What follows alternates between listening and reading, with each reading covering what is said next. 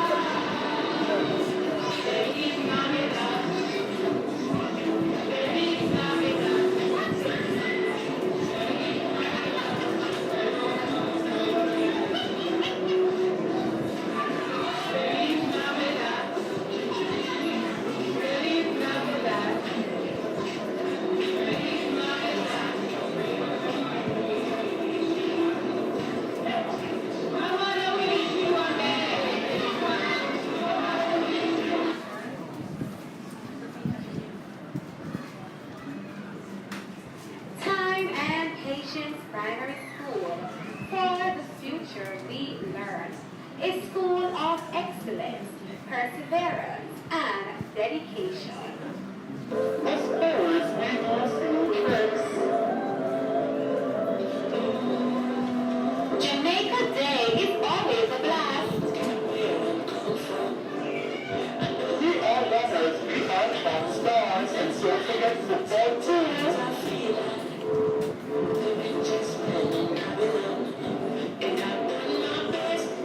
Valentine's Day is always a blast. Learning is always hands-on. Student-centered learning is a must.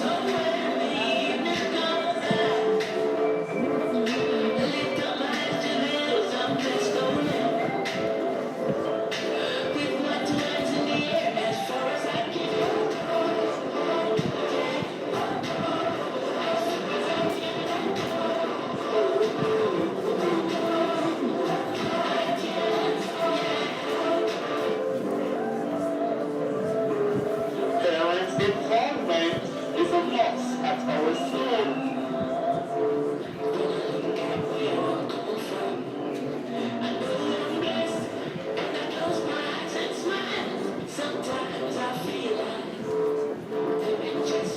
We will not be Time and Patience Primary School without our slide.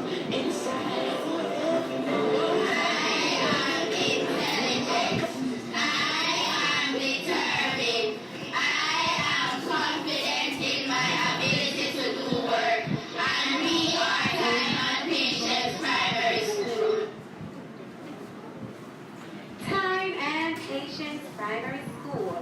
For the future we learn. A school of excellence, perseverance, and dedication. As always, we go through trips. Jamaica Day is always a blast. We are runners, we are track stars, and Sophia football too.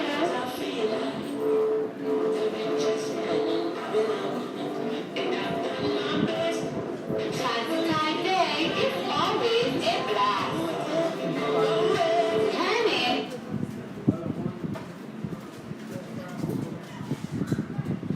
She's in touch. She's a PR search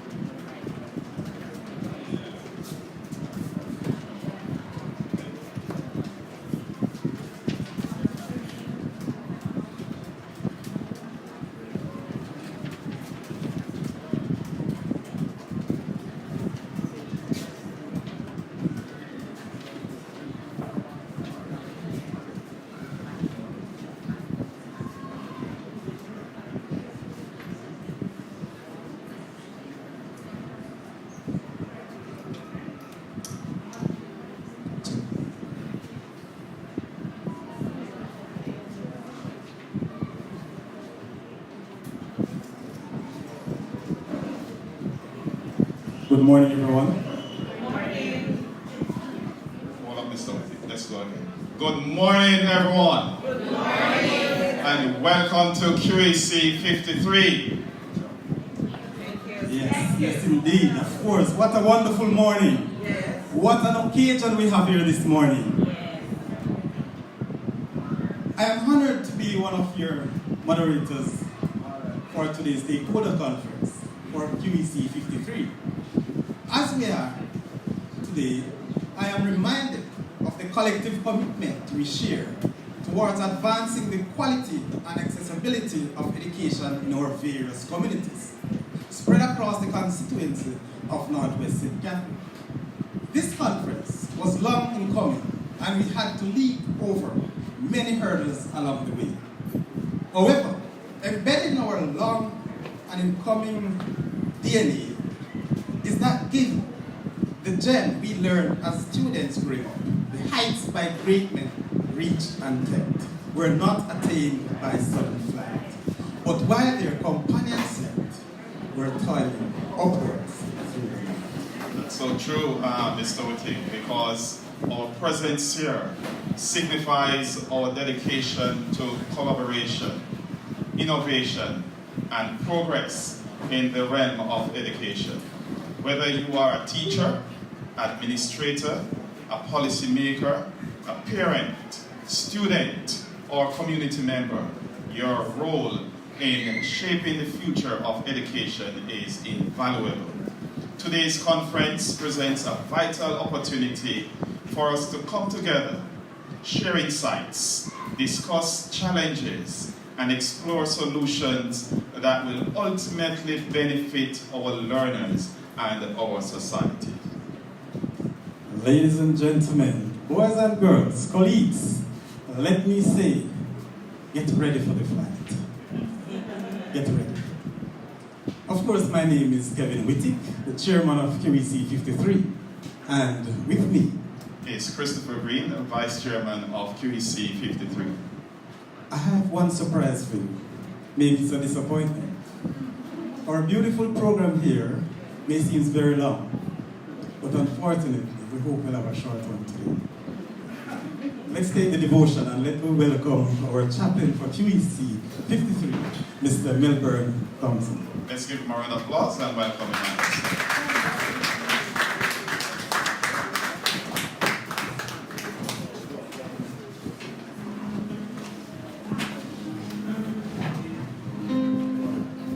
Good morning, everyone.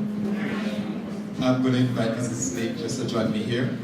As said, my name is Melbourne Thompson, principal of Burmady Primary School, and with me is Mrs. Enron Lake, of acting principal of Yorton Primary School. And of course, later on, you will hear from the Linstead Primary children. We want to entertain the presence of the Lord this morning. Amen. You know, I always thought that food was the most important thing. You know, but lately I learned that it's really oxygen. Yes. You can live without food for a while, but you cannot do without oxygen. As a matter of fact, I realize that food is all the way down the line about food. Water comes next, and then sleep, and then we have food. So we're just grateful this morning. Amen. And so we want to invite the presence of the Lord. The songwriter said, we are together again, just praising the Lord. You know, this morning you can clap, you can stand, you can sing, and amen, just as we entertain the presence of the Lord. We are together again, just praising the Lord. We are together again, on one accord. Something good is going to happen. Something good is in store. We are together again, just praising the Lord. We are together again, just praising the Lord. We are together again, on one accord. Something good is going to happen. Something good is in store. We are together again,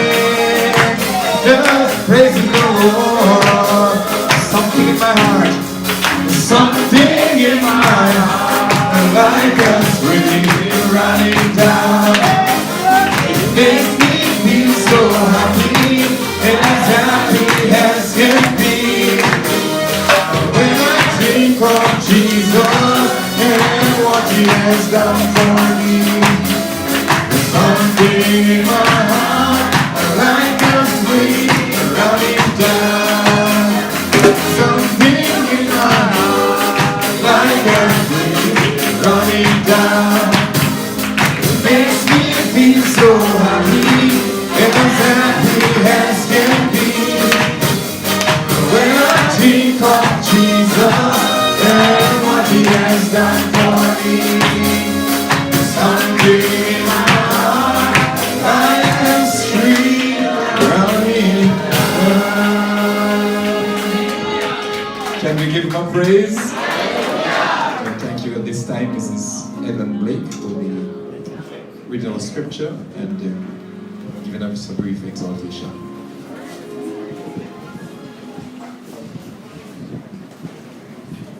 Good morning, everyone. As the motto for our QEC 53 states, propelling to higher heights, we are extraordinary. And this morning, QEC 53 is indeed extraordinary. Yes. Our scripture reading is taken from Philippians 3, verse 14. I press on toward the goal to win the prize for which God has called me heavenward in Christ Jesus. As we journey through life, we are called to ascend to greater heights, both spiritually and personally. Just as an eagle soars effortlessly to the highest peaks, we too are destined to rise above the challenges that confront us. In Isaiah 40, verse 31, we are reminded, but those who hope in the Lord will renew their strength. They will soar on wings like eagles. They will walk and not be faint. This verse surely encapsulates the essence of propelling to higher heights.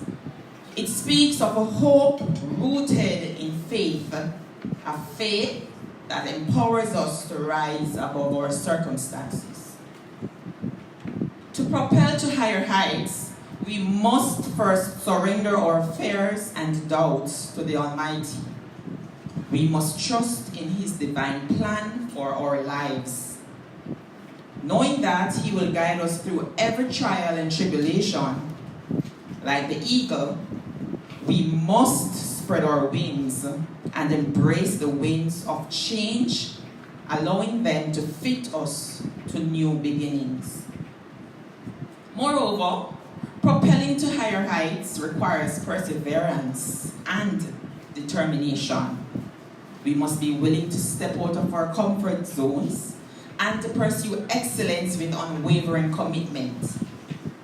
It is through this perseverance that we sharpen our skills, expand our knowledge, and grow into individuals that God has called us to be. Let us not forget the importance of community along our journey. Just as eagles fly in flocks, we are stronger when we lift each other up and encourage one another along the way. Let us be a source of inspiration and support to those around us, knowing that together we can achieve the impossible. As we strive to propel to higher heights, let us keep our eyes fixed on the ultimate goal, to honor and glorify God in all that we do. May we draw strength from His promises, courage from His presence, and wisdom from His word. I encourage us all today to embrace the call to soar to greater heights, with faith as our wings and and perseverance as our guide, there is no limit to what we can achieve in His name. God bless you all.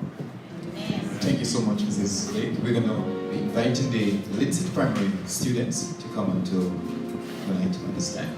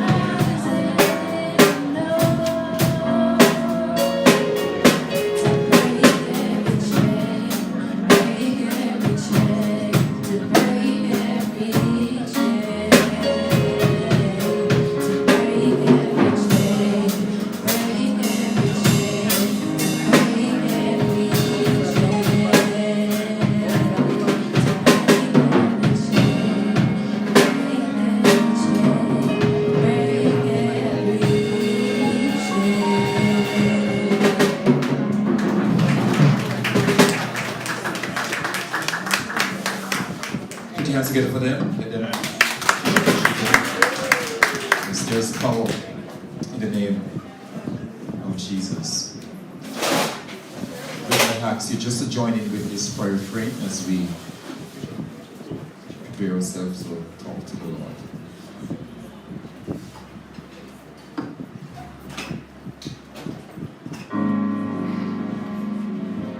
Can you stand with us, please? Trust in the Lord with all thy heart and lean unto thine own understanding. But in all thy ways acknowledge Him, and He shall direct thy path.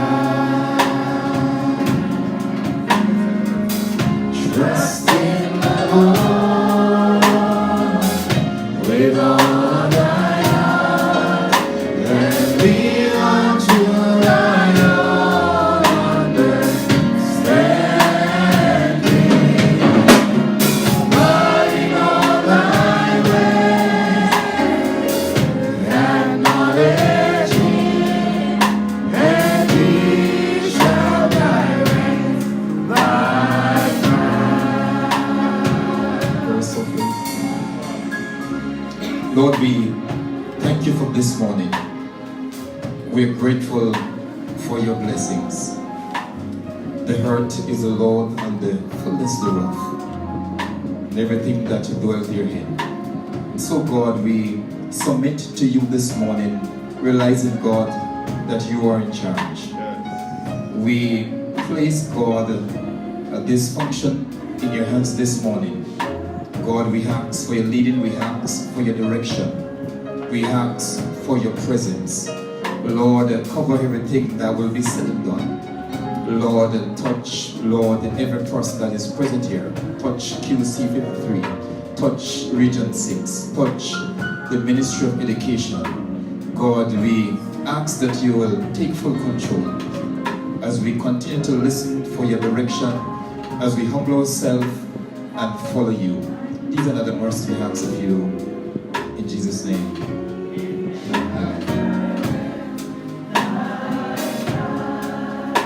Mrs. Snake will just leave you with a quote for this one.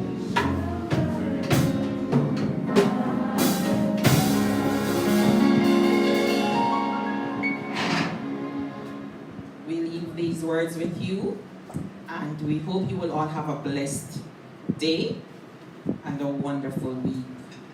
Let your ambitions be the wind beneath your wings, propelling you to soar to greater heights of achievement and fulfillment.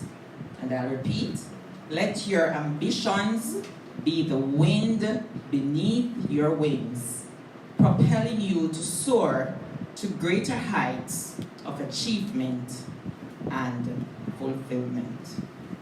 May God bless you all.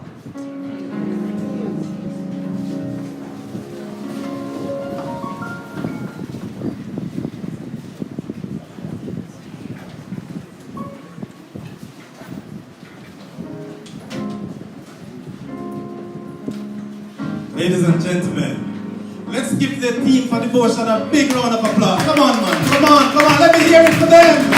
Mr. Thompson, Mrs. Slade, the students from the Linstead Primary.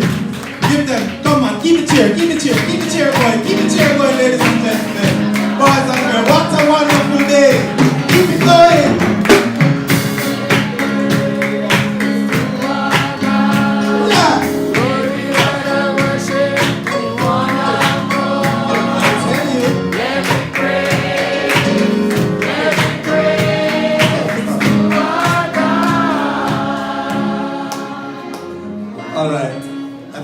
Make some collection now. Concert, right?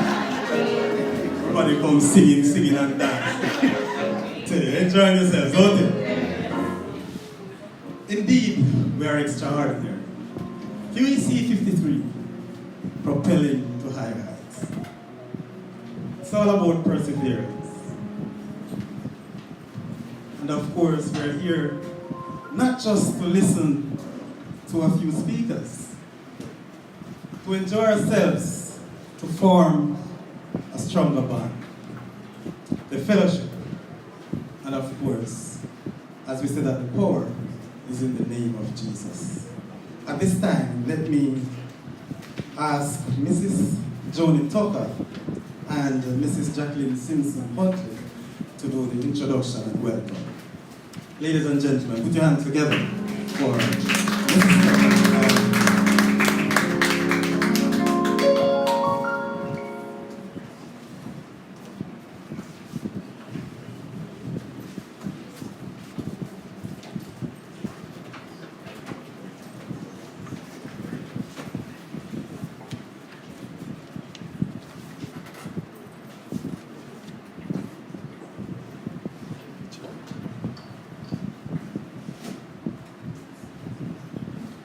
Masters of Ceremonies, Mr. Kevin Wittig, QEC Chairman, Mr. Hugh Graham, Member of Parliament, Mrs. Sophia Forbes-Hall, Director, Regional Education Services, Region 6, Mr. Floyd Kelly, Senior Education Officer, Mrs. Fiona Morris-Webb, Senior Education Officer, Mrs. Stephanie Webb-Parker, Senior Education Officer, Heads of Units, Education Officers, members of the regional team, chairmen and other members of school boards, principals, stakeholders, parents, students, ladies and gentlemen, a pleasant morning to you all. We acknowledge your presence and is super excited that you could share in our QEC stakeholder meeting. You are collaborating with a team of educators who are extraordinary and propelling to higher heights. On behalf of Team QEC 53, I take great pleasure in calling to order the proceedings of the first staging of the QEC 53 stakeholder meeting. So be blessed, be inspired, and have an enjoyable day. Pleasant morning. John Ruskin wrote, "Quality is never an accident. It is always the result of high intention, sincere effort, intelligent direction, and skillful execution. It represents the wise choice of many alternatives, the cumulative experience of many masters of craftsmanship. Quality also marks the search for an ideal after necessity has been satisfied and mere usefulness achieved. Indeed, QEC 53 personifies the embodiment of this profound quotation, representing a team of quality educators committed to excellence, innovativeness, and empowerment. I deem this a most excellent opportunity to welcome every individual in his or her distinguished capacity to this, our annual extraordinary Stakeholders Conference 2024. Another landmark occasion to collaboratively propel us to higher heights as we traverse and lead in this dynamic global landscape. It is an honor to be graced by the presence of Team Region 6, led by our own Director of Regional Educational Services, Mrs. Sophia Forbes-Hall. It's also our honor to welcome in our presence our own Territorial Education Officer and our QEC convener, Mrs. Christine Dale Shields. To all our specially invited guests, such as board chairs and or representatives, executive members of the QEC in your various functions, colleagues and participants from the various schools, students who are with us, we welcome you all. Each person here carries a unique story, and together we create an epic symphony of inspiration and accomplishment. As I welcome you heartily today, it is my hope that this will be a transformative and inclusive educational and personal experience that will fortify us with additional skills and knowledge necessary to empower us as 21st century educators. Welcome to a forum of collaboration where diverse perspectives convene to create groundbreaking solutions. Welcome to a place where challenges are embraced as opportunities for growth and transformation. Welcome to a symphony of ideas where minds harmonize and innovations thrive. Welcome to a place where ordinary becomes extraordinary and every step taken lead to new heights. Let the energy in this room ignite your passion and propel you towards the extraordinary. Let us embrace the power of unity and collaboration as we embark on a collective journey of inspiration and innovation. Together, colleagues, we form a tapestry of resilience, weaving threads of inspiration that will stand the test of time. To one and all, welcome to QEC 53.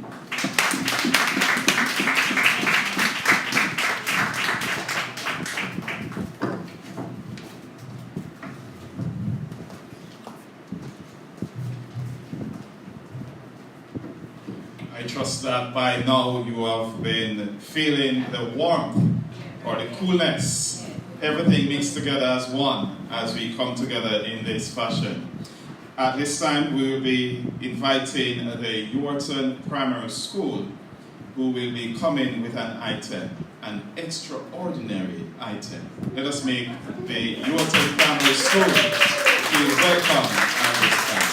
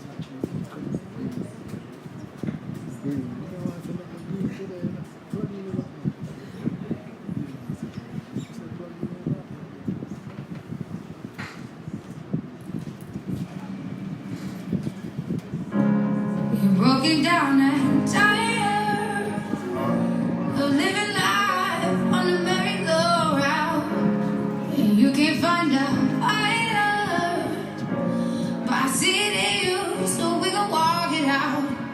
Ooh, mountains, we gon' walk it out, and mountains. And I rise like the day. I rise unafraid. I rise up, and I do it 1,000 times again. And I rise up, I like the waves. I rise up, in spite of the ache. I rise up, and I do it 1,000 times again.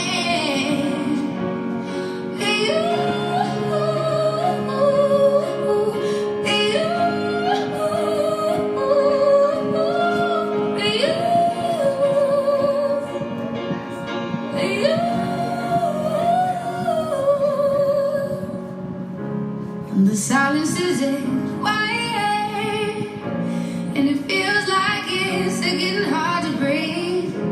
And I know you feel like dying, but I promise we will take the world to its feet. Ooh, mountains, bring it to its feet. Ooh, mountains, and I rise like the day. I rise unafraid. I rise up, and I do it 1,000 times again.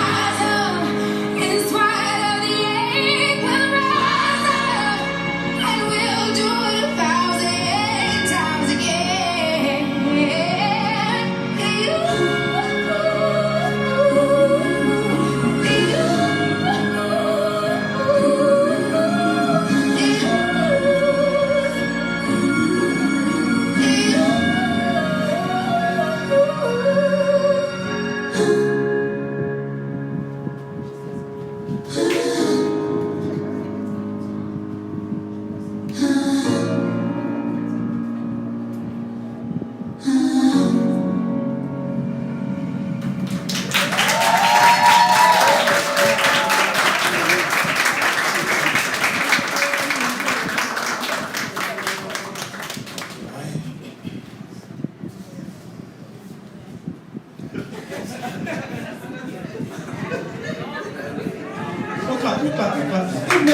me a clap.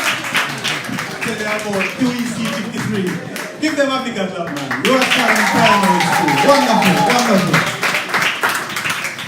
Ladies and gentlemen, how much more can we say about QEC 53?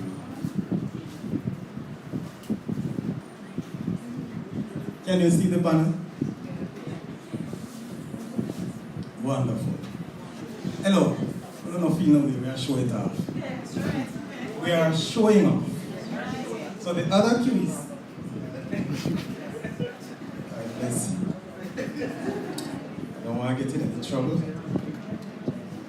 But at this time, I want you to help me. It's off the protocol. But as chairman, I feel obligated to also extend a warm welcome to you all. At this time, we'll have a short person in stature, but very tall in education.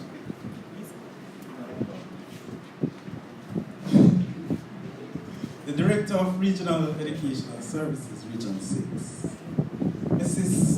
Sophia Forbes-Hall. At this time, I invite Mrs. Sophia Forbes-Hall to bring us or to give remarks on behalf of the QEC, and not just the QEC, but of course, Region 6, the region that inspires, nurtures and inspires greatness. Put your hands together for the lady, Mrs. Sophia Forbes-Hall. Thank you so much, Principal Lutik. Ladies and gentlemen, good morning. Good morning. Just grabbing my protocol, I don't want to miss anyone. But of course, our Member of Parliament is not with us today. It's Member of Parliament Hugh Graham. Mr. Floyd Kelly, our Senior Education Officer.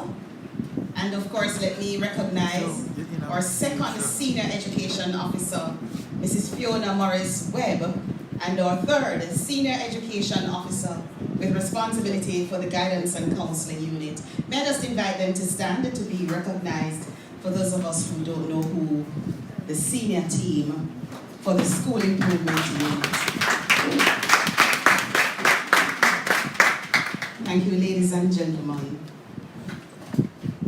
I want to acknowledge, of course, all our education officers who have joined us this morning. We have a total of 7, going 8. 8? All right, Mrs. Morrison is laughing. All right, so I'm just inviting my education officers, and I said my education officers. I tell my chairman all the time that they're my foot soldiers, because I'm short. Mr. Wittig said it, eh? I'm short, so I need quite a number of foot soldiers. So I'm seeing Mrs. Brown-Mundle. Could you stand to be acknowledged, please? Miss Higgins, Mr. Omar Thomas. I'm seeing Mrs. Tracy Lynch. I'm seeing Mrs. Stacy Tulsi White. Mrs. Kareem Clark, our Community Relations Education Officer. She's here, but of course she's chairing the Ministry of Education, IBB, AGD, Financial Management meeting. And we'll talk about that a little later. Who am I missing, colleagues? We're always out in our numbers. Hi, Latoya. Right? It's Brenda McDonald in our colors. How could I have missed her? Of course, I'm going to invite all other members of the team to stand so that you are recognized. We have representatives from HR, schools HR, and you see them turn out in them numbers. We also have our math coordinator, Miss Neva. Yes. Who is beside you, Miss Neva? Mrs. Claudia Yes. Miss Tessonet Lennon. Oh, Tespanet. Can't pronounce your name, a pretty lady. All right, so that's your MAC team there, ladies and gentlemen. And of course, we have our school safety and security officer. By now, you must know her. She is Sylvia Johnson Taylor. Yes, and we stole her from Jonathan Grant. We've stolen quite a bit of persons from Jonathan Grant, you know. Yeah, I need to start or continue with another school, right? Right, Mrs. Panton? Yeah. Also want to recognize the lady with responsibility for the sixth form program. So it's SFFPP. Yes, and of course, she is Alison Brown Thompson. And she is the lady driving sixth form in the region. You know that the additional 2 years of high school is mandatory. And so she is responsible for that portfolio. Doing an awesome job, I must tell you. Want to also recognize Mrs. Juanita Gordon-Hunter, and she is, of course, our education officer with responsibility for guidance and counseling. She supports Mrs. Stephanie Webb-Parker. I also, how dare me miss our convener, and she is Christine Dale Shields. Yes, and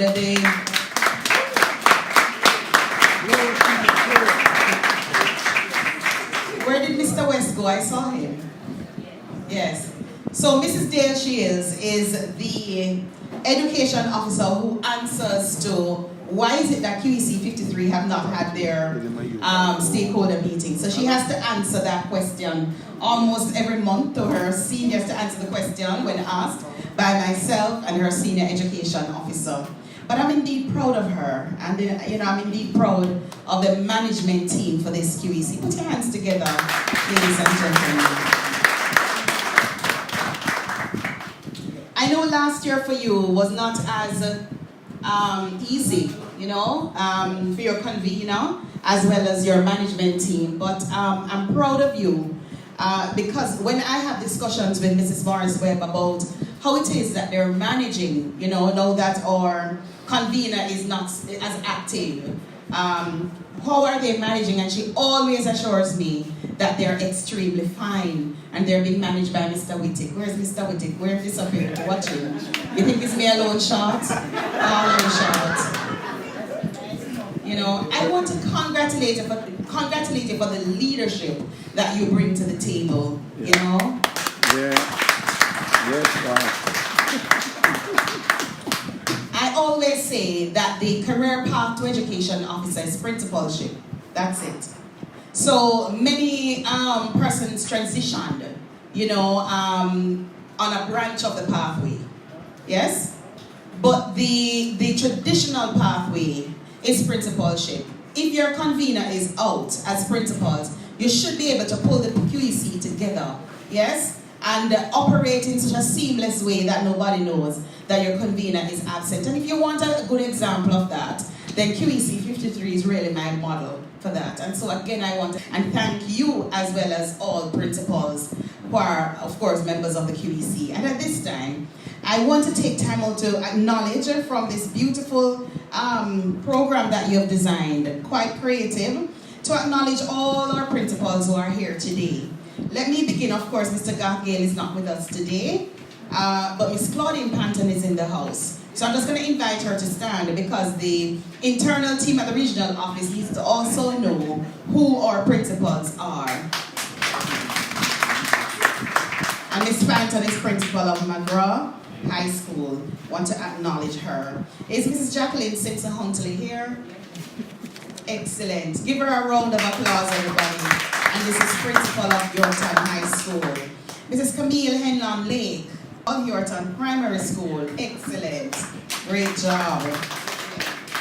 And Mr. Gerald Morgan. Where is Mr. Gerald Morgan? Sorting out water. He stepped, okay, there's Mr. Gerald Morgan, and that's Wonderbolas Primary School. Miss Annette Steele, principal of Victoria Primary School, she's at the back. Want to also acknowledge Mr. Christopher Green.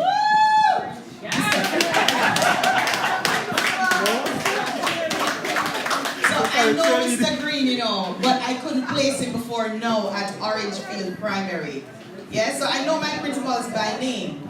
I may not know all of you by face, but I know you by name. I work on your appointments and all the other things that you have to do. Mr. Dave Kelly, where are you? We're finally meeting, sir. Excellent. Why is there an uproar, ladies and gentlemen? What we're laughing about?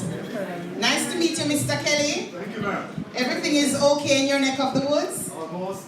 Yes? No, man, you must be perfect by now. You must be, right, Mrs. Morris Webb? He's okay. He's okay, right. Excellent. I love to hear that. Excellent. Mrs. Joni Tucker. She's on the outside, and she, of course, is our host. I think she's on the outside. Mr. Melbourne Thomas, Principal of Bermondsey Primary School. Nice to see you again, sir. Nice to see you. Mr. Courtney Morgan, Principal Lloyd's Vale. The man with the banner. Yes. And he knows the story. I never said anything, sir. He knows the story about the banner, right?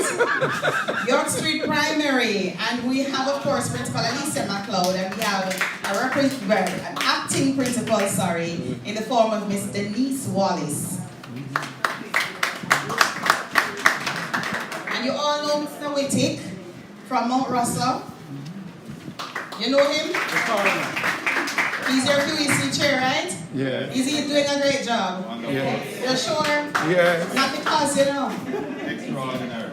Okay, so my goodly principal, Mrs. Malika Sinclair Bailey, she's on leave.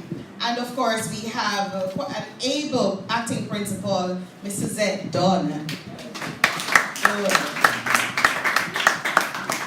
And I'm happy to see those persons who are acting, because I have a few schools where I can't find anybody in the school to act. Can't find anybody to act. And we don't want to go there, colleagues. Okay? When I leave the regional office, you want to know that I'm replaced, right? Yeah. So if I'm out sick, you need to know who is replacing me. Are you with me? Yeah. Yes? And it's the same courtesy that should be extended. So principals, when you go back to school, let your staff know that. Okay? Yes, I know some of the husbands have a lot of money, and some of the wives have a lot of money, and they don't have any use for the little acting money. Right? But your professional growth goes beyond money. Alright? So encourage your staff to act so that you can get your vacation leave, your sick leave, etc. Alright? Mrs. Georgette Sewell Anderson, Top Hill Primary and Infant. Great. Miss, can you stand again for me? I've never seen this face at the regional office. She doesn't visit us? Yeah. She does. She does? Yeah. So what is so different about her? Is it Jackie? Is it I Jackie? will pass her in the market and don't know her. She's quiet. Honestly, is my neighbor. Good neighbor. All right. So, Miss Jeffrey Samuels, Ty Dixon Primary and Infant Schools. Okay. No, it's not. Miss Jeffrey who wrote to me. Your sister wrote to me the other day. So you don't write to me. Or your sister. You didn't know that I know, right? Okay, I know everything. Yeah. So even though this regional director don't walk up and down all the time at schools, Cliff Hughes says, I haven't been to Homestead in a year, and he doesn't know that that is quite normal. Very, very normal. Probably 5 years to and 10 years to. And that's fine, that's normal. And that is why the government has given me so much support in terms of able professional education officers and support team, so that I don't have to do all of the walking myself. I want to acknowledge Ms. D'Souza, VP of Charlemont High School. And of course, she's sitting in for Mr. Gaffgale while he's out. I wonder if I missed anybody, did I? Yes. Jerry Pond Polygon. Center page? Yes, ma'am. I don't like missing anybody. You know, my team will tell you that I operate a very flat structure where everybody is treated equal and that accorded the same levels of respect. Is where me at now?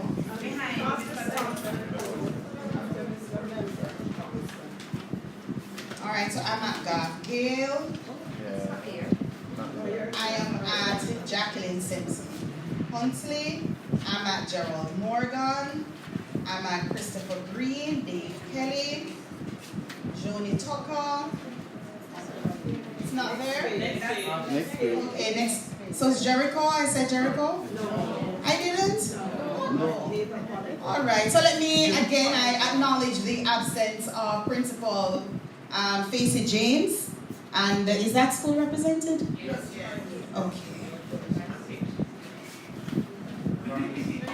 All right. So that's Charlotte Brown, VP, Jericho Primary. Excellent. Great.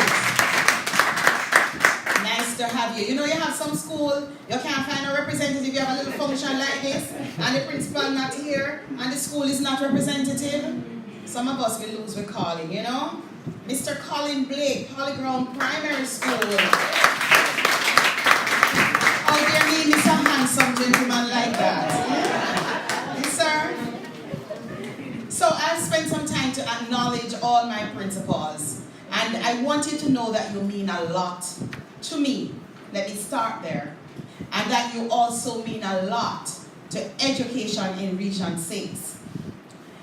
When we attend interviews, my education officers are active participants because they understand what is at stake if they do not provide boards of management with information that will allow them to choose the best candidates for the job of principal. And so you are a part of an awesome team, principals of QEC 53. And it's a team that is committed to supporting you. Welcome, Mrs. Reed Clark, welcome back. Thank you. Yes. So you are a part of a team that is committed to serving you. When you come to the regional office, you come there for support. And where that is lacking, you need to say that you were not supported, because that's how we operate in the regional office. So your team members, your education officers, will tell you that we're a frank set of people, starting with their team lead. I say it as it is. And people, handle that in different ways. But there's no hypocrisy about student achievement, yes? And about school management. There's no hypocrisy about that. We're either doing a good job or we're not doing a good job. So when you come to the regional office, or when your education officer comes to you, or other officers of the support team come to you for support, you expect support. Where you don't get that, don't be hypocritical about it. And remember, my office is not the only place for all this stress. And that is why I spent time to introduce our 3 senior education officers as well as other representatives of the other units to you. Because many of the issues you have are best resolved before they come to me. And I can tell you that much. What comes to me is what cannot be resolved at the bottom. Just want to point out to you as well that I expect you to accord those officers who represent me, or to continue to accord them with the same love, respect, yes, with the same passion that you accord me. And let's start there. To accord them that respect is an indication that you're committed to the vision of the region, to inspire and to nurture greatness. We don't do underperforming schools. We have 30. And we work night and day, and Mrs. Morris Webb and Mr. Kelly, and of course Mrs. Webb Parker will tell you that they work night and day to get the best results. Because I leave school improvement to the school improvement team. And what that means is that they have an awesome responsibility in ensuring that those 8 indicators on your NEI report, that they are being taken care of. So we meet once per month. Sometimes we meet. How many meetings were again, Mr. Kelly? It's how many meetings? Watch it. So you wrote me a long epistle some time ago to say, RD, this bad now. Too much meeting in the place, man, you know? So we've been working together to condense those meetings. But as part of our standard, we have a school management, senior management team meeting every month. And that senior management team meeting allows all persons in the team lead to know exactly where each unit is in terms of performance. So if your budgets are out, that report will come from, of course, your budget officer as well as your regional financial controller. If NEI is visiting your school, we know about it each month and we know whether they're going or they're going in. And we know the approach, I know the approach that the unit is taking to go into your school. So that's how detailed we are at the regional office. So it's more than just dressing up and meeting, okay? We're very results driven.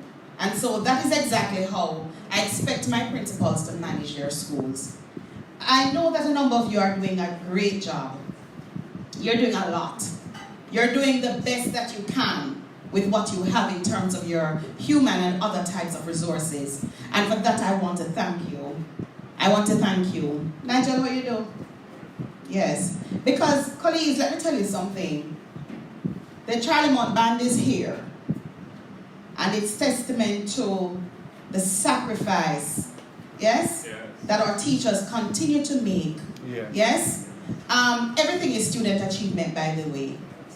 Yes? So whether it's music, drama, dance, whether it's literacy, numeracy, social studies, whether it's the sciences, whether it is IT, notwithstanding, student achievement, yes, is a broad field. And so when I come to functions like these, I always want to see the students in action because it demonstrates that we're managing schools. Yes? I got my first silver medal from JCDC. I got that because what? My teachers taught me how to talk. Yes? Has that helped me as an adult? Yeah. When I went to Glenmere, I sang with the choir up to Teachers College. So do I know to sing? Yes, I know to sing. So when I go to Anglican church, I know the hymns, and even before I was confirmed an Anglican. So in essence, the things that we do, the activities that we do with our students aren't always immediately measured. And that is what makes education so difficult to manage. Because, you know, farmer plant peas, yes, and they expect the peas in 6 months? Yeah. But our deliverable is sometimes difficult to measure, you know? And so because of that, we want to acknowledge all our students and the skill sets that they come to us with. We have a responsibility to ensure that they realize their true potential because of our input as principals and teachers. So we're talking about the whole student, the whole learner, because that's student achievement. So we look at the grades, and that's all well and good. But we also have to look at the aesthetics. We have to look at everything that contributes to student learning. I want to spend time to acknowledge my chairman. Very, very important people. Remember, you are the minister's representative. Yes? And the minister reserves the right not to sign the article of appointment if she does not see you fit to represent her. So the fact that you're here as chairman, it means that you are fully committed to the development of education in Jamaica. It is free service, and it is for that reason why I have come to respect my chairman even more. It takes a lot. You're business people, some of you. You're retirees, and you prefer to lay down in your bed and sit on your veranda and take cool breeze. You know, you have varying types of engagements. You could have opted out. Some of you are chairman for life, right, Mr. Roberts? You know, chairman for life. You know, Ms. Thompson, yes, chairman for life, right? Good. And so I want to really, really acknowledge the work and the worth that you bring to the table. I depend on you a lot for the quality assurance of the management of our schools. I have nobody else to go to. So it's all well and good for me to go to the principal, but the principal is already in direct contact, yes, with his or her education officer. The chairman stays on the outside and looks in, and that makes the chairman even more credible. So I depend on you a lot, and I want you to know that. So the regional office is not in Old Harbour, you're up here. Doesn't work like that. take up your phone and call me if you have an issue, particularly my chairman, because I am your support team. Yes, I am the representative of the minister who is here to support you, even as you support my management of the region. I'm going to close, colleagues, by speaking to the rationale of the Quality Education Circle. So this is your Quality Education Circle stakeholders meeting. And by way of the mandate of the JTC, the stakeholder meeting is to be held once per year, at least once per year. This is an opportunity for your members of parliament, as well as your church representatives, to sit with you, your community representatives, other stakeholder groups, other non-government organizations, other community groups, other agencies of the government, such as the SDC, the NWC, etc., JPS, you name them, to come on board and to listen to your concerns. So next year, you will not be able to have your meeting in this small space, because you would have expanded your meeting to on that tent on a football field or something like that. Because your stakeholders want to be a part of this particular activity. So this is not just an activity for your schools, it's an activity for community, for church, and for all other groups. What is the rationale for having a QEC stakeholder meeting, or just having a QEC? Out of the 2004 task force report, let me see a show of hands of those persons who have read that report. No, sir. All right, write it down, everybody, please. So especially our principals, you have to know where education is coming from. And education started from 1962 and beyond. Okay? But let us start at 2004, when the Patterson administration directed, yes, that the education system should be investigated and suitable recommendations made, yes, for the further development of education in Jamaica. So the 2004 task force report, we call it the Ray Davies task force report, because he's the gentleman who championed the commission at that time. And that happens to be brother of Omar Davies, okay? Their responsibility at the time was to look at all the agencies, all different aspects of education, to include early childhood education, primary education, you name it, the inspection in terms of education, everything. So that committee examined what existed at the time, and they came up with a report in 2004 with a number of recommendations. One of the recommendations you will find when you go to the report is that the Jamaica Teaching Council, are you with me, everybody? Yes. Is that the Jamaica Teaching Council, just send the water up. Just send it across, colleagues. Just send it, send the water up until it comes back to you. All right.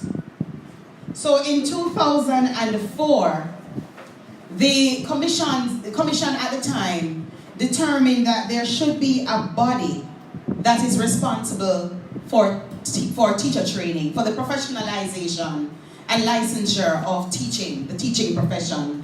And that agency, by 2009 or so, was shaped into the Jamaica Teaching Council, the JTC.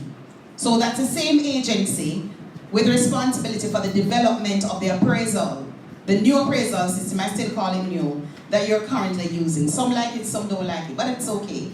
JTC was asked to standardize the system in terms of appraisal. One of the other areas that they were asked to look at is the organization of education, so that it brings a community focus, a collective focus. Because prior to then, education was about the student and the teacher. Less of the principal, I can tell you. Yes. So the recommendation is that education should be collective. It should be a collective response that drives the process of education. And the QEC, the Quality Education Construct, came about in order to organize how we disseminate, how we monitor, and how we evaluate education. Are you with me, everybody? So the meeting that we're having here today is good. It's good, well and good. But as a management of the QEC, as officers of the QEC management team, principals, you have to now ask yourselves, what else can we do in order to drive this collective will and in order to drive teaching and learning? Because remember, that's what school is about. So we do all these frills and fluffs, but at the end of the day, if our children can't read, and if they're not numerate, they're not at primary ready for secondary, and at secondary ready to access the world of work or ready to access tertiary education. It's a chain response. So, every time you think about the quality education construct, you think about the collective responsibility. Once you think about the collective responsibility, you understand that if Charlie Mount is doing well, McGrath also needs to do well, and vice versa. You also know that there are pockets of underachievement at McGrath, but also there are pockets of success. And Charlie Mount knows the same thing. The management team has a responsibility to reorganize itself so that McGrath can benefit from programs at Charlie Mount that works, and Charlie Mount benefits from McGrath's program that works. Are you with me, everybody? Yes. How are you going to do that? Colleagues, outside of this beautiful session that you're having, you have to sit down to hardcore meetings. Yes. You have to sit down to, first of all, you have to have your subcommittee, and I sincerely hope you've already had that, where there's somebody who is responsible for the data. This person pulls all the data for the schools together. An analysis is done with a committee. Yes? And the management team sits with that committee to determine the pockets of underachievement. And notice I didn't say schools that underachieve, because schools don't underachieve. No. Every school has pluses and minuses. Always remember that. The aim is the redistribution, yes, of these pluses and minuses. And that's how I want you to look at education. Yes? We talked about being frank earlier. Principals must understand that the school is not your yard. I always say that. My team, they know me very well. I tell them this office is not my yard. And I don't ever fix it up like it's my yard. What I inherited is what I use. Okay? Because I'm aware, colleagues, that I operate at the discretion of the permanent secretary, who reserves the right to move me anywhere she wants to move me. That's how the civil service is. So I am not comfortable anywhere. So those of you who know my history know that I have had many stints all over the place. Right? And so it's important as principals that you understand that you're at Orange Field today, but you may not be there tomorrow. So you have to do what is required of you to get Orange Field at a standard that will allow you to move. If you want to move, that is.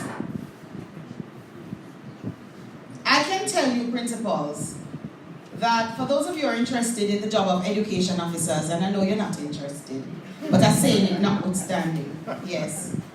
For those of you who are interested in the job of education officer, the competitive process is stiff, very stiff, extremely stiff, and I'm not making up anything. The first thing that the HR committee calls for is your appraisal for your school.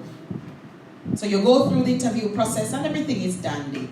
But once it gets to that big committee where the permanent secretary signs off on your appointment with the other members, to include Mrs. Morriswell, she sits on that committee this year as the president of the Jamaica Association of Education Officers. So once it gets to that committee, that is where the cookie crumbles.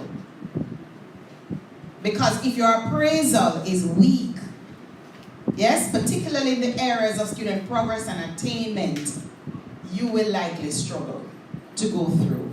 So I'm making that very clear, colleagues, right? It is important too that if you're not going to become an education officer and you're going to go abroad for a job that pays you thrice the amount that you currently earn here, that there too is the requirement to prove that you are fit and proper as school leaders and teachers. And we've had to sign off on those documents every day because you know the teachers are going in their droves. But I've been around long enough to know that they're going to come back. Yeah, they're going to come back. That's how it is.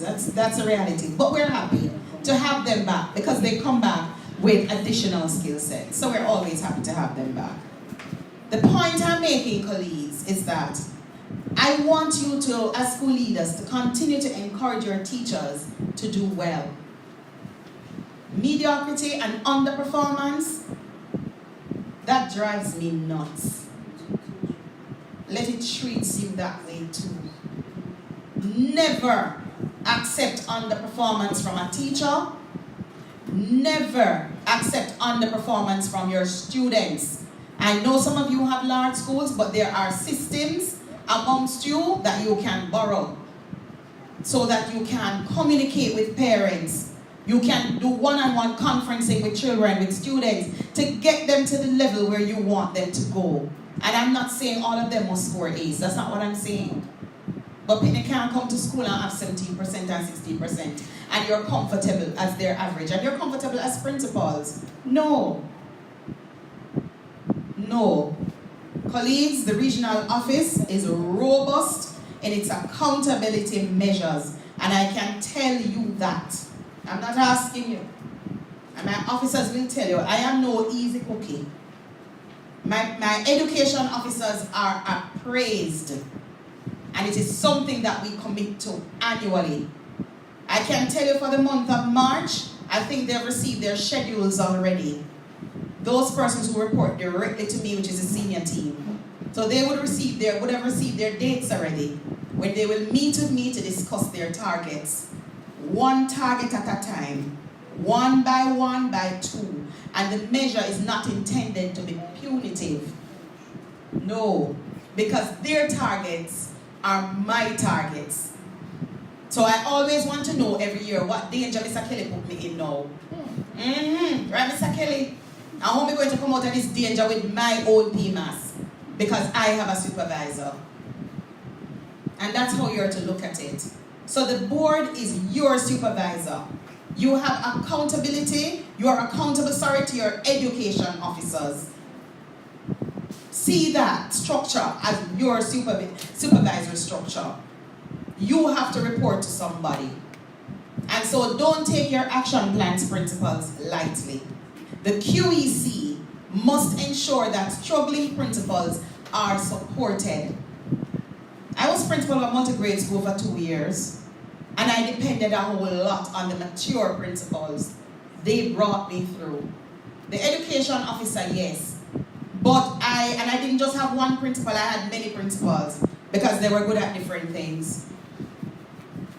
Do not allow your principals to struggle, your colleagues to struggle. Don't allow that. Support each other. Talk about what you're doing at your school. Have your QEC meetings. You have about 5 or 6 different subcommittee meetings that you ought to be having frequently. I think it's once per month. Don't wait until next year, this time you're running up and down to pull a function off like this. No. Start as quickly as you can, especially with your data analysis, to determine where the pockets of underachievement are. That is what you need to do. Not point fingers at which school is doing well, because I don't really care about that, really. Because all of that is I call it fragile. Because you have a good set of students this year, you don't necessarily have that next year. We're talking about a sustainable approach to student achievement. And the only way you can know that is if you stare the data in its face. You want to know, Neva, you want to know a particular area of underperformance in math. Help me home. So, for example, when we get the grade 4 or 5 data, we got the grade 5 data and recognized that there's an area of concern in measurement, parameters, and area. So far, we decided to have workshops with the teachers. Currently, we're putting on a student workshop, so we're not only hand-holding with the intervention, the Recover Smarter intervention, but we're also trying to do a performance students workshop virtually next week, 2 days. So there are things we're trying to do. So when we look at the data, we go back to the curriculum, we look at the skill set that the students might not be mastering, and then we come from that approach. We tend to look at a backward design where we want to get them to, and what are the areas of weakness and treatments. Thank you so much. So that's a specific example of what we're talking about. Don't just say the student didn't do well at grade 4, because that don't mean nothing to me. Tell me what strands they didn't master in math and what skills they didn't master in language. Let's speak the language. And principals, some of you are too divorced from the curriculum. It would be remiss of me to leave this, without this meeting without saying that. You're too divorced from the curriculum.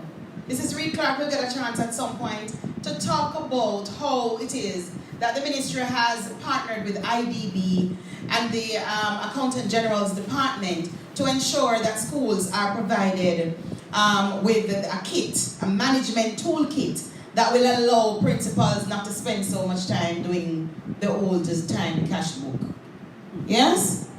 Because we recognize as a ministry that too much goes into administration on the part of the principal to the detriment of the management of teaching and learning.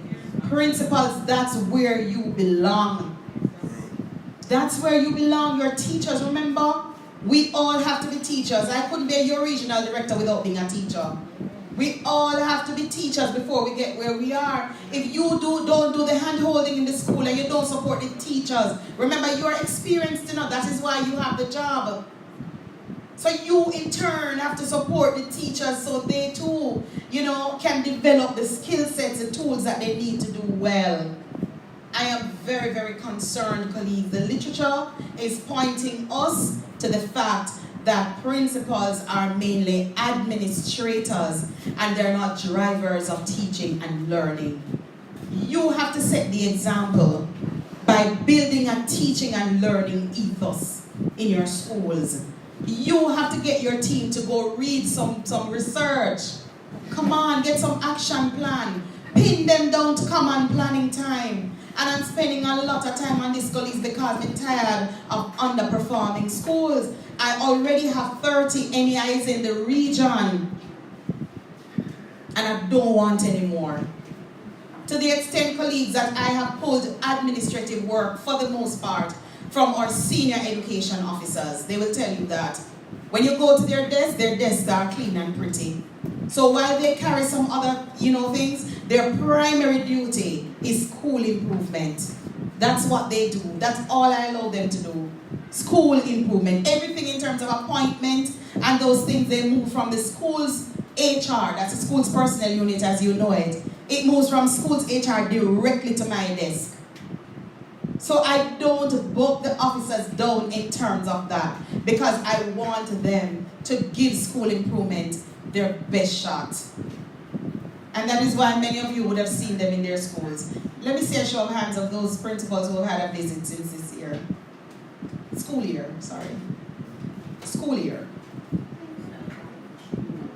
Put up the hand them now, or they're not sure. The school year starts September. Put the hands up and keep them up, let me count.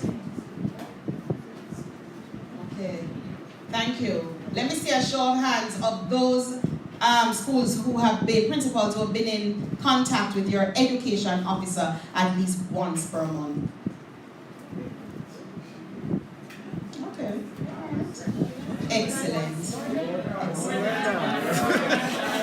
You're tired of them, not true? That's not my fault. Mrs. Morris, when Mr. Kelly and Mrs. Webb Parker set them on you, I don't have nothing to do with that. Okay? But colleagues, that's a kind of treatment that we're committed to. Yes, the treatment of care. And I've said care so many times. The treatment of just understanding what your needs are and helping you to get through them. We are vested in this, and I speak for my entire team at the regional office. If you don't do well, we don't do well. And Region 6 is a region of regions. I'm not asking you. And it's not because it's my region. Trust me. Go to Kingston, ask Dr. Chu, and she will tell you. Yeah, she will tell you. Region 6 is the region that they come to for an officer when they're in trouble in Kingston. And so that is why I have to be open all the time to training. Because this minute they're here, next minute they may be gone. That's how the region operates. I just lost Kame to another region, and I got Neva. You see, Neva was able to get up and talk to you? Yes, because we start on the principle that we're a family. And families must spend time together. Yes? And if we spend time together, we will know what is going on in each other's shop. So I don't want you to run a divisive school. I want you to manage a school where everybody feels as though they are involved. Mr. Kelly and I, Mrs. Webb, we were having a conversation the other day, and I reinforced to them, remember that each of us in this regional office, we are equally important. And that's how I want you to treat your staff. Everybody equally important. Yes, you acknowledge rank, but everybody brings something to the table. So the cleaner can also decorate this room. Are you with me? The cleaner can make some sandwiches. Are you with me, everybody? Right? The cleaner can sit with a few students while the teacher goes to the principal's office to have a meeting. We have to, colleagues, train all our staff members with a view that we need them. Yes? All the time. Every day. We don't just train them when we need them. So love, respect, yes, love for student achievement, commitment to professional development, commitment to student learning. Colleagues, that is why I am paid, and that is why you are paid. So we're going to stop the complaint. A minister calls it the lack culture. We don't have this, we don't have that, we don't have whatever, we don't. Yeah, but we have to pay. We're going to pay. Whole heap of people don't have no salary and have no work. Are you with me? So we're going to do the best with what we have. Are you with me? And we're still going to drive the system to give us more. But it doesn't mean we're not going to make use of what we have. And it doesn't mean we're going to make an excuse for students' underperformance. I want to reinforce, colleagues, my commitment to this region.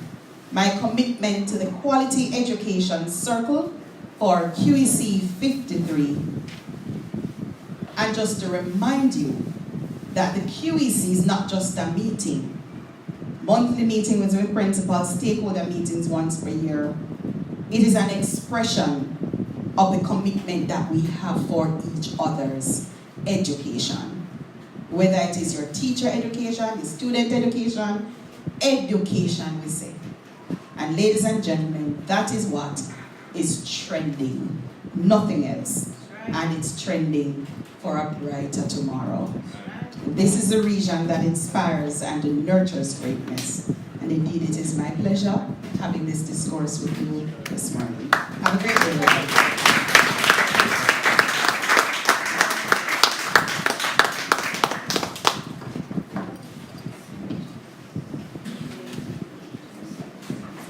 Earlier, Mr. Wittig said a short person was coming to the podium, but after such a delivery, I can say that he was wrong, because we have a regional director who really came to the podium and inspired us and sought to nurture us so that the greatness that lies within all of us will come to the fore. Let us give her a round of applause again. And thank you truly for our presentation. At this time, we have another great school from our region that will be coming to give us an item. That is the Charlemont High School. And so we will welcome them at this time as they will give us an item of music, and then we will be taking Jericho Primary afterwards. Thank you. Let's make them feel welcome as they take the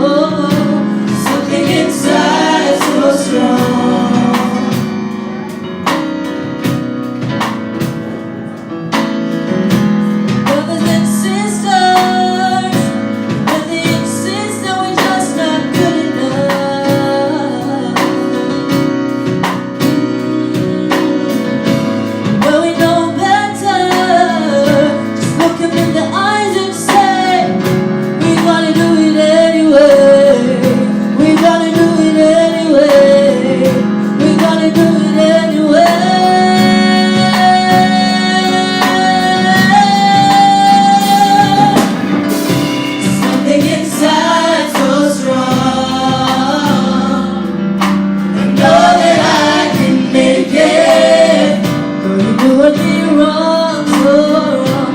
Thought that my pride was gone. Oh no, something inside so strong.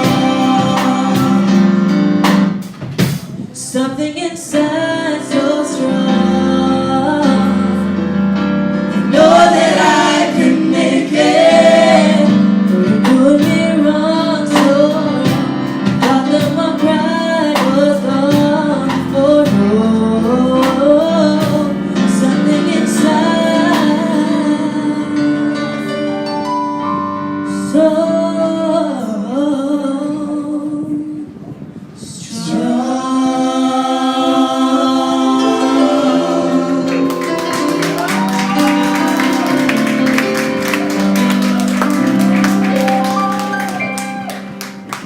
Let's keep the room because of me as Miracle comes to the Linstead. They're calling encore, but I heard earlier Mr. Utik asked for the payment. Unless they pay for something, they can't get the encore. But I'm sure we will get an encore later on. Let's make welcome now Jericho Primary. Good morning. It's by Santoya Palmer.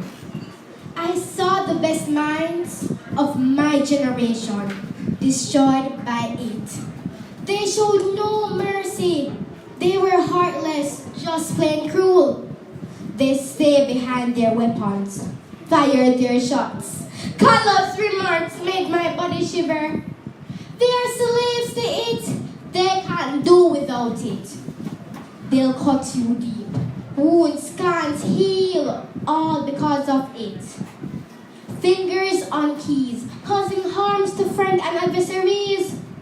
He thought he was inadequate, thoughts emerging suicidal with a rope around his neck.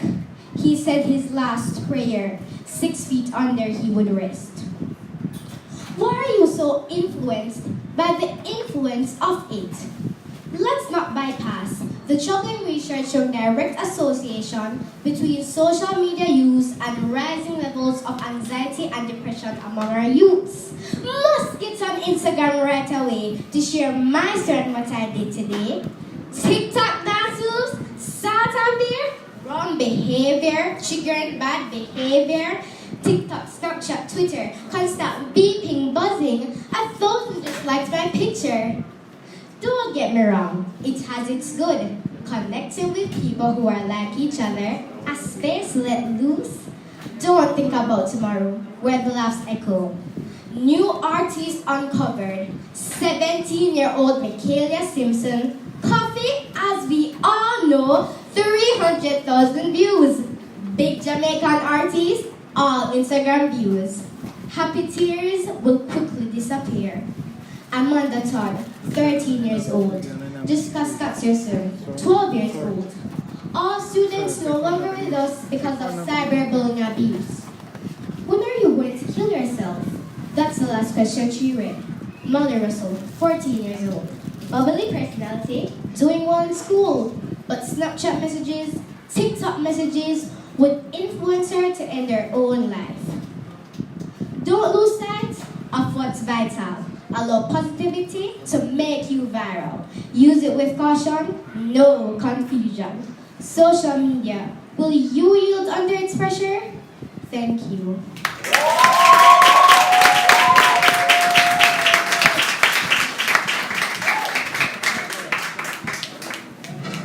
The it. It is. What is the it? Nigel, what is it? Oh my God. Give her a bigger round of applause. You see, this goes to show what we have here in QEC 53. Our principals are talented. Our teachers are talented. All the staff members, our board members. But now you are seeing, we talk about principals and teachers, you have seen our students. From the melody of Charlie Moment to that great talent from Jerry.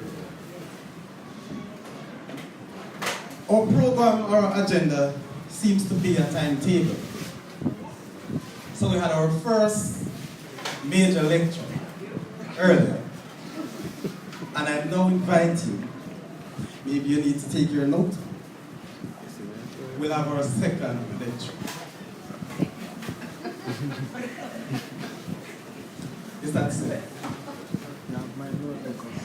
At this time, ladies and gentlemen, boys and girls, we'll invite Mrs. Christine Dale Shields, our TEO, convener for QEC 53, to provide an overview of school operations in QEC 53. Give it up, ladies and gentlemen. No. We can't work with that. Can't work with that. Come on, let me hear it from Mrs. Shields. Okay.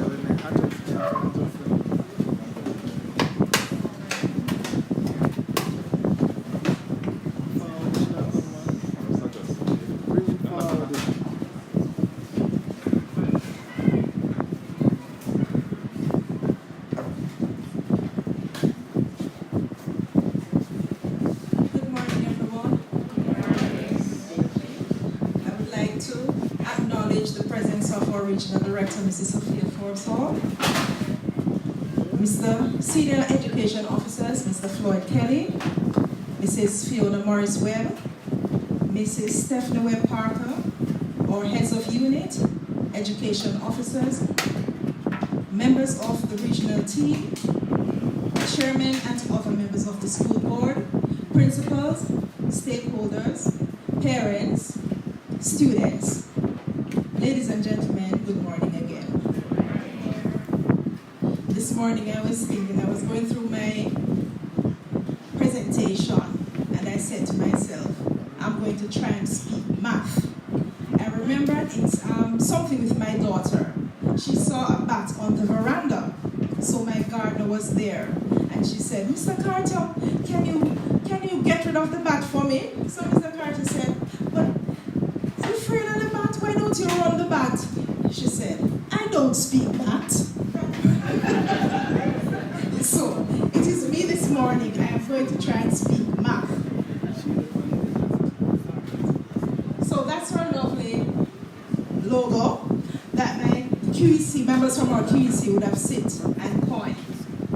And I must commend them for that.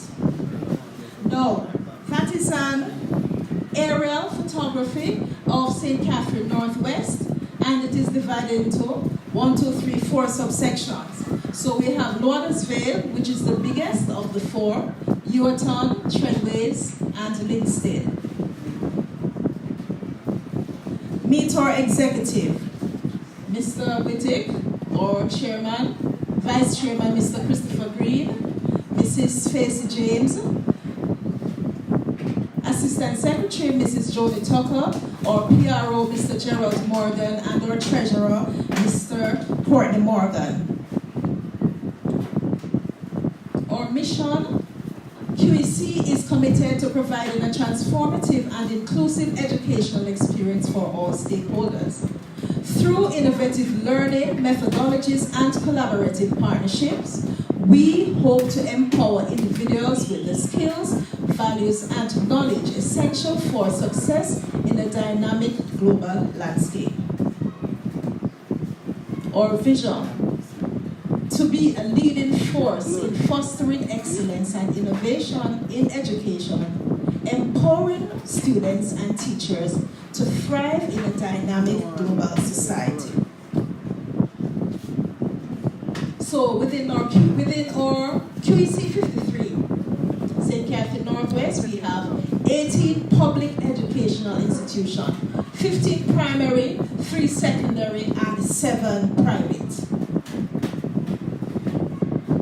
Our first primary public school is Burmady Primary, Ewerton Primary, Jericho Primary, Bolas, Linstead Primary, Doanersville, Mount Russell, Orangefield, Polyground, Rosemount Primary and Infant, Time and Patience Primary, Top Hill Primary and Infant, Ty Dixon Primary and Infant, Victoria Primary, York Street, our three big boys, Charlemont High School, Yorton High, and McGraw High. I don't know why I consider them to be boys.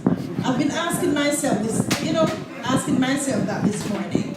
So our independent schools, Bourne Garden Prep, Bread of Life, Lorna Otto Preparatory, Mickleton, Nation Builders, St. Dominic, St. Lucy's, and the Trinity Preparatory. Government owned, we have Bermondsey, Yorton, Linstead, Doanersville, Mount Russell, Orangefield.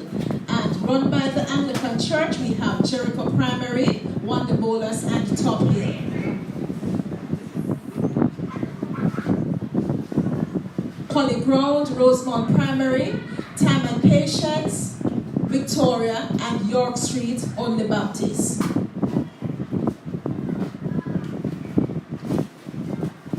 Government-owned high schools now, we have Yorton High, Charlemont, and McGraw. Alright, so we're now looking at our school's profile as it relates to the number of boys and girls. So for Bermondsey, we have 64 boys, 68 girls, making it a total of 132. Yorton Primary, 329, 361 girls, total 690. Jericho Primary, 283, 274, total 557. Wonder Bolas, 19 and 14, making it a total of 33. Linstead Primary, 253, 259, total 512. Doanersville, 65, 50, 115. Mount Russell, 41, 49, total of 90. Orangefield, 49, 44, 93 in total. Polyground, 180 boys, girls 200, total of 380. Rosemount, 170 for boys and 145 girls, making it a total of 315. Time and Patience, 154, 158, total 312. Top Hill, 25 and 22, total 47. Ty Dixon, Primary and Infant, 44 and 28, total 72. Victoria Primary, 153, 127, making it a total of 228. York Street, 137, 114, a total of 251. Yorton High, 443, 238, making it a total of 687. And let me say that since I've taken over this QEC, Yorton has always been top heavy with boys. For Charlemont, boys 668. For girls, 753, total 1421. McGraw, 574. For girls, 527, a total of 1,101. Okay, so we are now on the MEI. Highlighted on the screen are the 8 indicators under which schools are inspected. And they are 1, leadership and management, teaching in support of students' learning, students' attainment in English and mathematics, students' progress in English and mathematics, students' personal and social development, use of human and material resources, curriculum enhancement programs, and last, provisions for safety, security, health, and well-being. So we're now on to when the schools were inspected. Now, Bermondsey was inspected in September 25th, 2015, and they were deemed unsatisfactory. But before, let me go back a bit, some back history. So the NEI would have a 5-point scale where they would rate the schools. The 5th one is exceptionally high, 4 is good, 3 satisfactory, 2 unsatisfactory, and 1 need immediate support. For our schools in QEC 53, in 2015, Burmady was assessed and it was deemed unsatisfactory. Yorton High, 2018, satisfactory. Jericho, 2018, satisfactory. Wonder Bolas, the year 2018 as well, satisfactory. Linstead Primary, that should have been 2018. Satisfactory. Laudersville, 2018 as well, satisfactory. Mount Russell, 28, satisfactory. Orangefield, 2018, satisfactory. Polyground, 26, satisfactory. Rosemount Primary and Junior High, 2017, unsatisfactory. Time at Patience, 2020, satisfactory. Top Hill, 2018, unsatisfactory. Ty Dixon, 2018,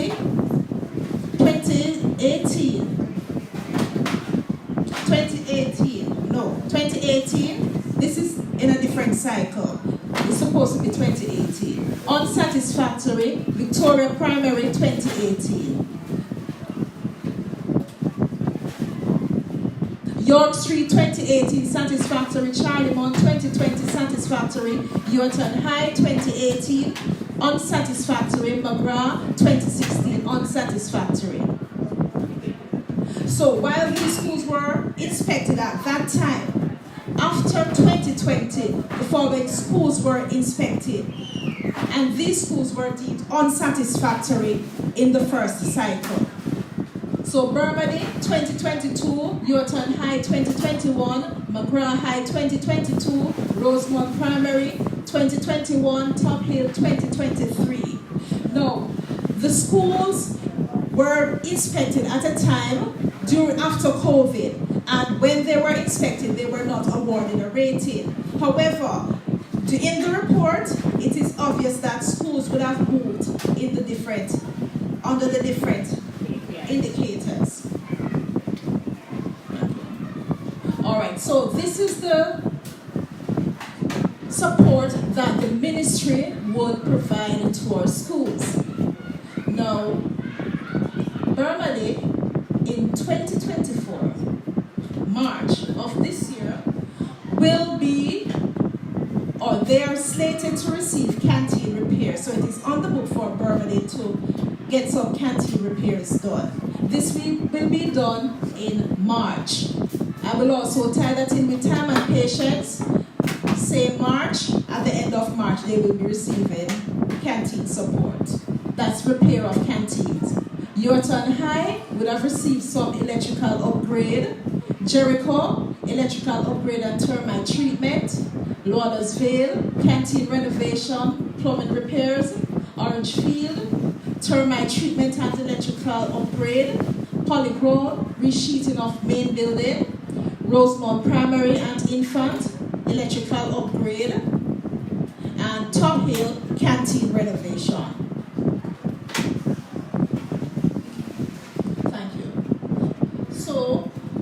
Payments of regular grants are seen 4 times per year. So the first payment is made in June, 2nd September, the third one is in January, and the 4th in May. So this is a cyclical process, and it continues throughout the year.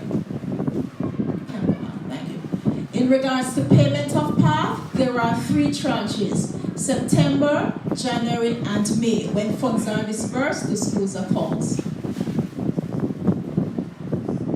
Certification of status of infant department. Now in QEC 54, there are 4 infant departments.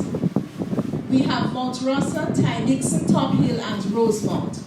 Now, Rosemount Primary, they were inspected November 8th, 2023. So they are deemed 80% close to certification. But let me backtrack a bit again. Within the infant department and infant schools, they are guided under the 12 standards of early childhood, and they are the staffing, developmental, educational programs, interactions and relationship with care with children, physical environment, indoor and outdoor equipment, furnishings and supplies, nutrition, safety, child rights, child protection and equality, interaction with parents and community members, administration and finance. So those are the 12 indicators that the infant departments as well as infant schools are governed under. Now both process deemed 85%. They are close to certification. We were told that as close as March, they will be certified. The next school is Top Hill Primary. Under the same 12 standards, they are 58% close to certification. Ty Dixon Primary and Infant, 51% close to certification. All right, can you backtrack a bit forward, please, Ricardo? Thank you very much. All right, so while Ty Dixon is at 51%, they were assessed March 16th, 2022. Now I must say to you that the Early Childhood Commission makes regular visits to the schools, and this status will change. It is just that they don't generate a report immediately after each visit. You can carry on with our thanks. Rosemont Prairie and Infant, date of inspection was July 4th, 2022. An assessment report was generated, however, a rating has not been assigned. All right, so now to the crux of the matter, performance of students in our schools, and we're going to begin with our primary schools. So we're looking at last year's performance for our students. Burmady Primary, so we would have seen where 30 students would have sat PEP 6 examination. I'm sorry about that date. It's 2023. And for math, one child was highly proficient, 8 proficient, 20 developing, 1 at the beginning stage. Science, 1 highly proficient, 13 in science. At the developing stage, we have 15, the beginning stage, 1. Social studies, proficient 13 students, developing 16 and beginning 1. Language arts, proficient 12, developing 14, beginning 4. Now we have Burmady being represented using our bar chart, so we're not going to spend any time on that. So you can scroll through the card. For your turn primary, highly proficient, we have 5 students, proficient 85, developing 43, beginning 3. Absent, non-placed, we have 3 students. Coming from a cohort of 130. Science, Science, highly proficient 9, proficient 94, developing 33. None at the beginning stage, not placed or absent, we have 3. For social studies, proficient, we have 99 students. At the developing stage, we have 36. Beginning, we have 1. And it continues, absent, 3. Language arts, highly proficient, 9. Proficient, 94. Developing, 28. Beginning, 5. Not placed, the same 3. Again, it is represented using bars. For Jericho Primary, we have highly proficient 4, proficient 40, beginning 2, absent 1, cohort of 89. Science 7, who is highly proficient, proficient 51, developing 30, beginning 0, not placed, the 1 continues. Social studies, proficient 60, developing 27, beginning 1, not placed 1. Language arts, highly proficient 3, proficient 53, developing 30, beginning 2, not placed 1. And again, we're on the other page, it is represented using the bar. For Wonderbolas, a cohort of 7, which is a multi-grade school. We have highly proficient done in that area. We have 7 in developing stage. For math, in science we have proficient 3, developing 3, beginning 1. Social studies, proficient we have 3, developing 2, beginning 2. For language arts, proficient 2, developing 4, beginning 1. Again, bar chart. For Linstead Primary, none in the highly proficient category, proficient 26, developing 63, beginning 4, absent, not placed 2, a cohort of 95. Science, highly proficient 1, proficient 34, developing 57, beginning 1, 2, absent, not placed. Social studies, proficient 47, developing 42, 4 at the beginning stage. For language arts, we have 1 in the highly proficient area, proficient 33, developing 49, beginning 10 and 2. Alright, you can move past that. Laudersvale, a cohort of 17, highly proficient done in that area, proficient 5 in mathematics, developing 10, beginning 2. Science, proficient 8, developing 9. Social studies, proficient 6, developing 10, beginning 1. Language arts, proficient 8, developing 8, beginning 1.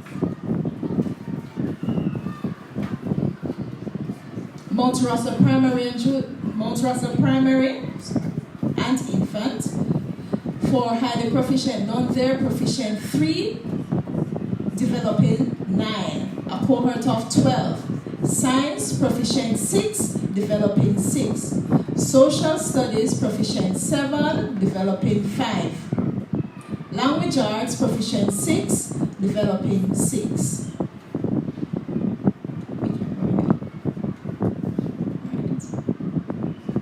Orangefield, a cohort of 17, proficient 8, developing 9. Science, proficient 6, developing 11. For social studies, proficient 9, developing 8. Language arts, proficient 8, developing 10, and at the beginning stage, 1. Polyground Primary, cohort of 75, highly proficient in mathematics 3, proficient 39, developing 32, beginning 1. Science, proficient 7, proficient 46, developing 22, none at the beginning stage. Over to social studies, we have proficient 54, developing 17, beginning 4. Language arts, proficient 47, developing 20, beginning 5.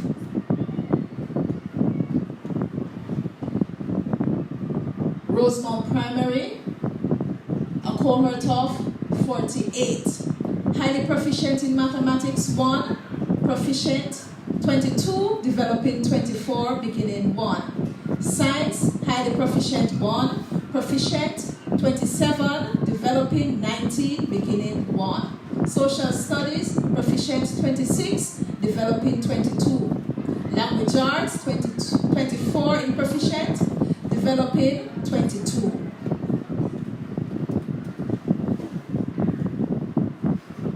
Time and patience, a cohort of 56, highly proficient, not in that category, proficient 31, developing 25.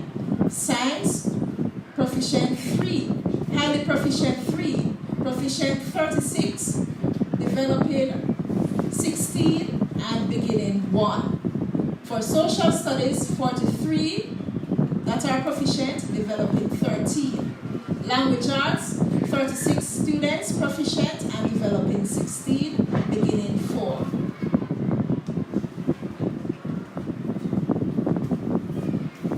Top Hill Primary and Infant, highly proficient in mathematics 1, proficient 2, developing 3. Science, highly proficient 1, proficient 2, developing 3. Social studies, proficient 4, developing 2.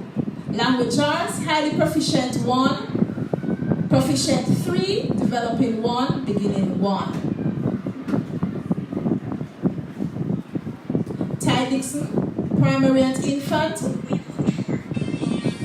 Mathematics, proficient 2, developing 2. Science, proficient 2, developing 2. Social studies, proficient 2, developing 2. Language arts, proficient 2, developing 1, and 1 at the beginning stage. Victoria Primary, a cohort of 48. In mathematics, we have 1 student being highly proficient, 22 proficient, developing 24, and 1 at the beginning stage. Science, 1 highly proficient, proficient 27, developing 19, beginning 1. Social studies, 26 proficient, developing 22. Language arts, proficient 24, and at the developing stage we have 22 and beginning stage 2.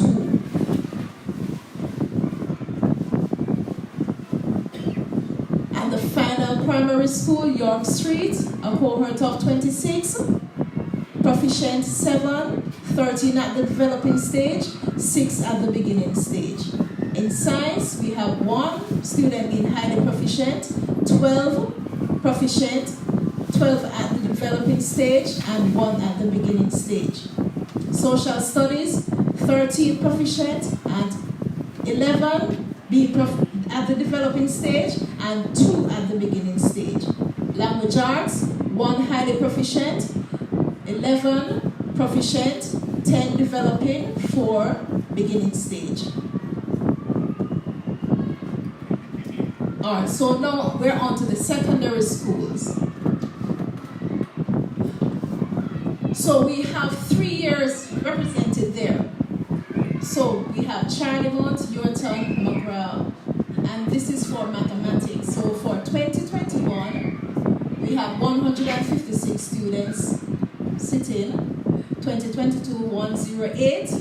Moving over to 2023, we have 108. Yorton High, 28, 65, 38. McGraw, 129, 88, 113. So for Charlemont, 32 would have passed at a percentage of 24.2%. That's in 2021. In 2022, 16, number 16, a percentage of 15.4. For 2023, 29, a percentage of 28.2. Yorton High, 4, percentage of 18.2. And for 2022, we would have seen 0, which was unfortunate. 2023, 10 students, or 10 in number, and percentage 26.3. McGraw, 15, 14.2, moving over 13, 17.3%, number 23, 20.4. Alright, so we're going to look closely at the bar charts here. So when we look at the years 2021 to 2022, moving over to 2023, we see 24.2, 15.4, 22, 28.2, in the middle we see a dip there, which is unfortunate. Then for 2023, we would have seen that bar escalated or raised. So we would have seen some improvement there. For Yuaton, 2021, 18.2. In 2022, a 0. And then 2023, Yuaton would have redeemed themselves, 26.3. Now for 2022, when we saw that 0 from the region, it was not a very pleasant experience for us. Neither for the regional director, myself, and especially Mrs. Claudia Yuta Winter, who provided direct support to Yuatan. But as I said before, sometimes things have to get worse before they get better, right? I was listening to a session this morning, prayer meeting, and that is what was mentioned. And when I thought about the 0, and when I remembered that they jumped to a 26.3, it's a very pleasant experience. There's always room for improvement. So commendations to Mrs. Simpson-Huntley and the team for working very hard to move from 0 to 26.3. So for McGrath, we see a step there. And when we see steps, it means that we are going higher. All right? So commendations to Ms. Canton and her team as well. And we must also commend Charlie Mont, because while they were 2024, it fell to 15.4 and then they jumped up back.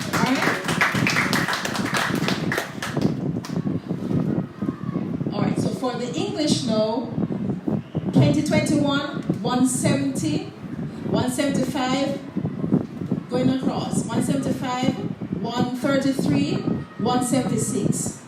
For Yorton High, 46, and 60, then it moves to 53. McGrath, 148, 139, 60. So looking at this data now, as principals, as education officers, all of us who are here from the region, it is something that we need to pay attention to.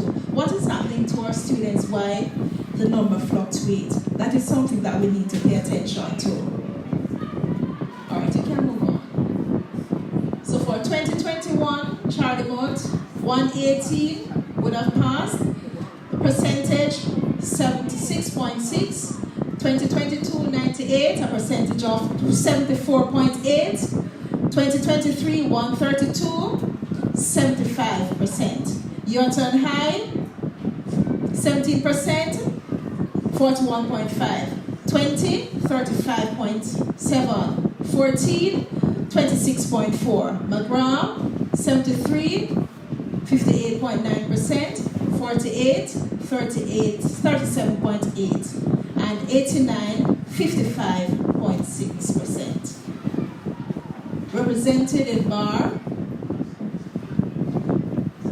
still not looking bad. Charlemont, they would have maintained, and we're talking about English here. You know that our students are Mrs. Yuta Winter or Mrs. Cameron, you can help me out here. When it comes to maths, our students are not so, somebody say it. Savvy, like myself. All right? I'm not a math person at all. So, Charlie Mont, that's reasonable good. There is also improved. They're not doing badly at all. So 76.5, 74, a little dip, and they come back up, they climb back up, 75.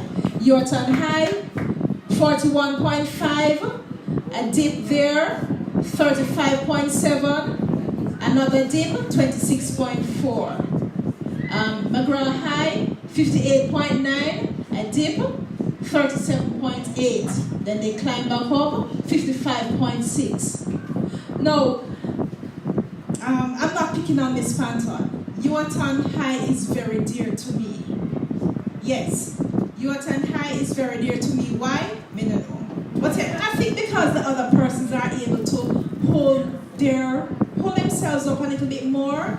And Mrs. Simpson-Huntley, she normally talks to me about the quality of students that she gets, RD. So the other day she cornered me in this room, to say, what can I do for the ministry to send better quality students to her school? Because she thinks that she's been disenfranchised. So we did have that conversation. But there are other factors. There are always other factors in the mix when it comes to education. It's not just students coming to school late, students not willing to learn. There are other factors in play, because when we talk about whether it also lies on teachers' interest, sometimes the teacher's interest, and that's a big ticket item. As officers, when we sit and we observe lessons, we realize that sometimes our teachers are not up to par, and that is something that we talk to our principals about, to say that wherever the deficits are, let us try to help them. All right? So, commendations again for our high schools and our primary schools. So, while we would have seen the decline in students' academic performance, there are things that the ministry would put in place to ensure that our students perform at a higher level. So there are intervention programs. So we are out, because I'm sure most of you, quite a number of you, would see your officers with other officers coming to your school to do team visit or blanketing. So you have visits from the regional team, we monitor and we observe lessons, then we evaluate, and then we have our discussion or discourse with principals and the senior managers, the senior management team, right? Then we put intervention in place, because when we see something wrong, we will have to treat the problem, right? And that is what we do as officers, and from the regional level, and from school level as well.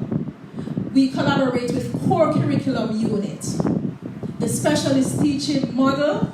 That is something that we need to put some more fire in it. It is active, but not as active as we would want it to be. I know that there are schools in QEC 53 that are actively practicing the specialist model. Interventions from collaboration with special needs unit, and we have our persons from special needs unit who from time to time come to your schools. They come with us when we do our team visits as well. Thank you. Other interventions, collaborative approach with the regional and literacy teams in the following: analysis of data, literacy and numeracy intervention plan for each NSLIP schools. And let me pause here to say that we have 6 schools that are on the NSLIP, and they have been doing what they are doing. They are supposed to do, because they are working with their results-based matrix. They would have their intervention plans, because they would have crafted their intervention plans as well outside of the results-based matrix or the school supervisory framework. Recover Smarter tool, which is a big ticket item now in our QEC. 9 of our schools would have fell short, and we are now treating accordingly. We would have a variety of teachers' professional development sessions, training, monitoring and support of curriculum implementation team, students workshop and camps. General intervention for all schools. We have literacy and numeracy pull-out classes, literacy and numeracy camps, workshops and training sessions with teachers, mentorship programs for boys, behavior modification programs, enrichment classes, SWPBIS. Now we're on to 6th form pathway, which is Mrs. Brown-Thompson's baby. So for Charlemont, they are on pathway, they do pathway 1 and 2. So for the pathway 1, Cape, NVQJ, I will have to say that slowly because I get a tongue twist whenever I say it. General cosmetology, general construction. No, I'm back to Charlie, sorry. Customer engagement and food and beverage. For Yorton High, they are pathways 1, 2, and 3. NVQJ, general cosmetology, general construction, electrical installation, commercial food preparation. McGraw High, 1 and 2. NVQJ, customer engagement, food and beverage, barbering, and digital animation. Ladies and gentlemen, we have now come to the end of this presentation. Thank you very much for listening. Patience. Listen to me. So I now hand over to my moderator.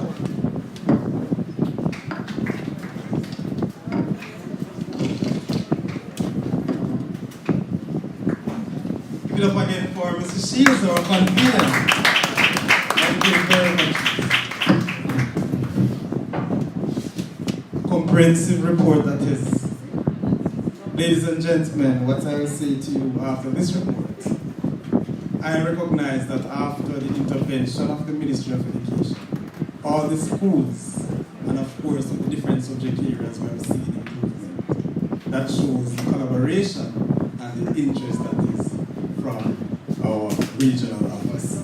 Let me say thank you again for the support, Madam Director, and to all our officers in Region 6. Give it up for the Region 6. At this time, after the second lecture, let's move on to a little more of what you people love. But please remember that we have unfinished business. So at this time, I'll ask Charlie Burroughs, the band from Charlie Multi School, the melody.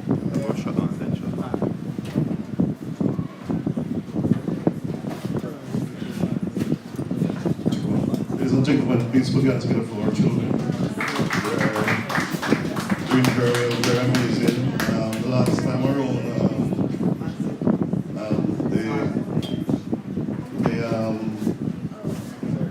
QEC for 53 need to get me some tune with them because we were so ready to go for the last meeting that was this month right earlier, right?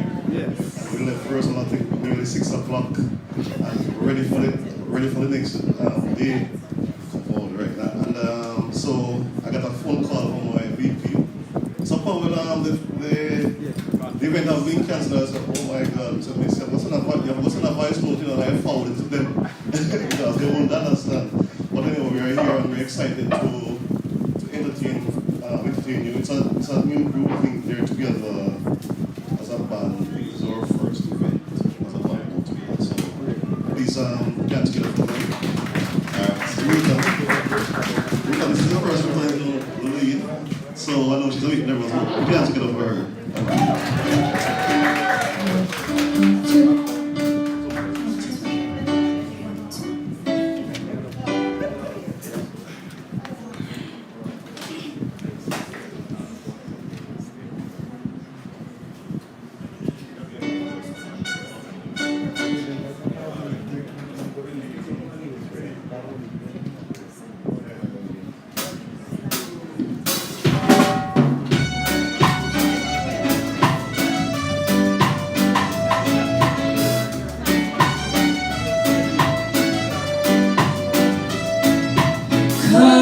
Let us go to the land of love, where the love light shines so bright.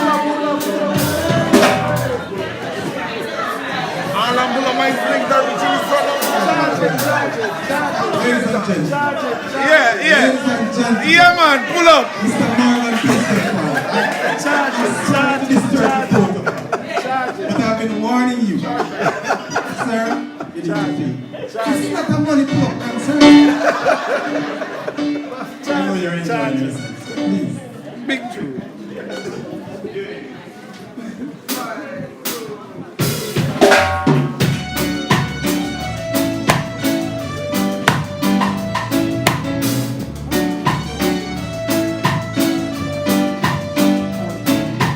Come,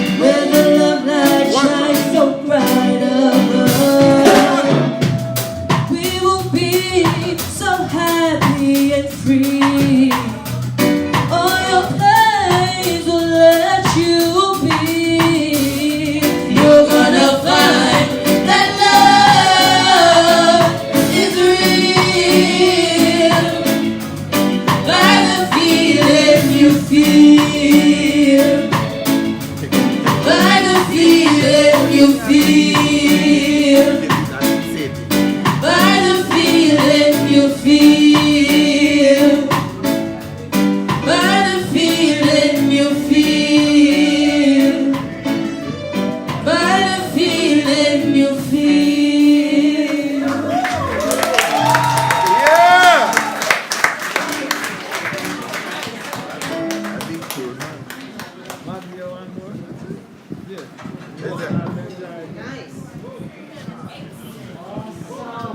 What's the encore now?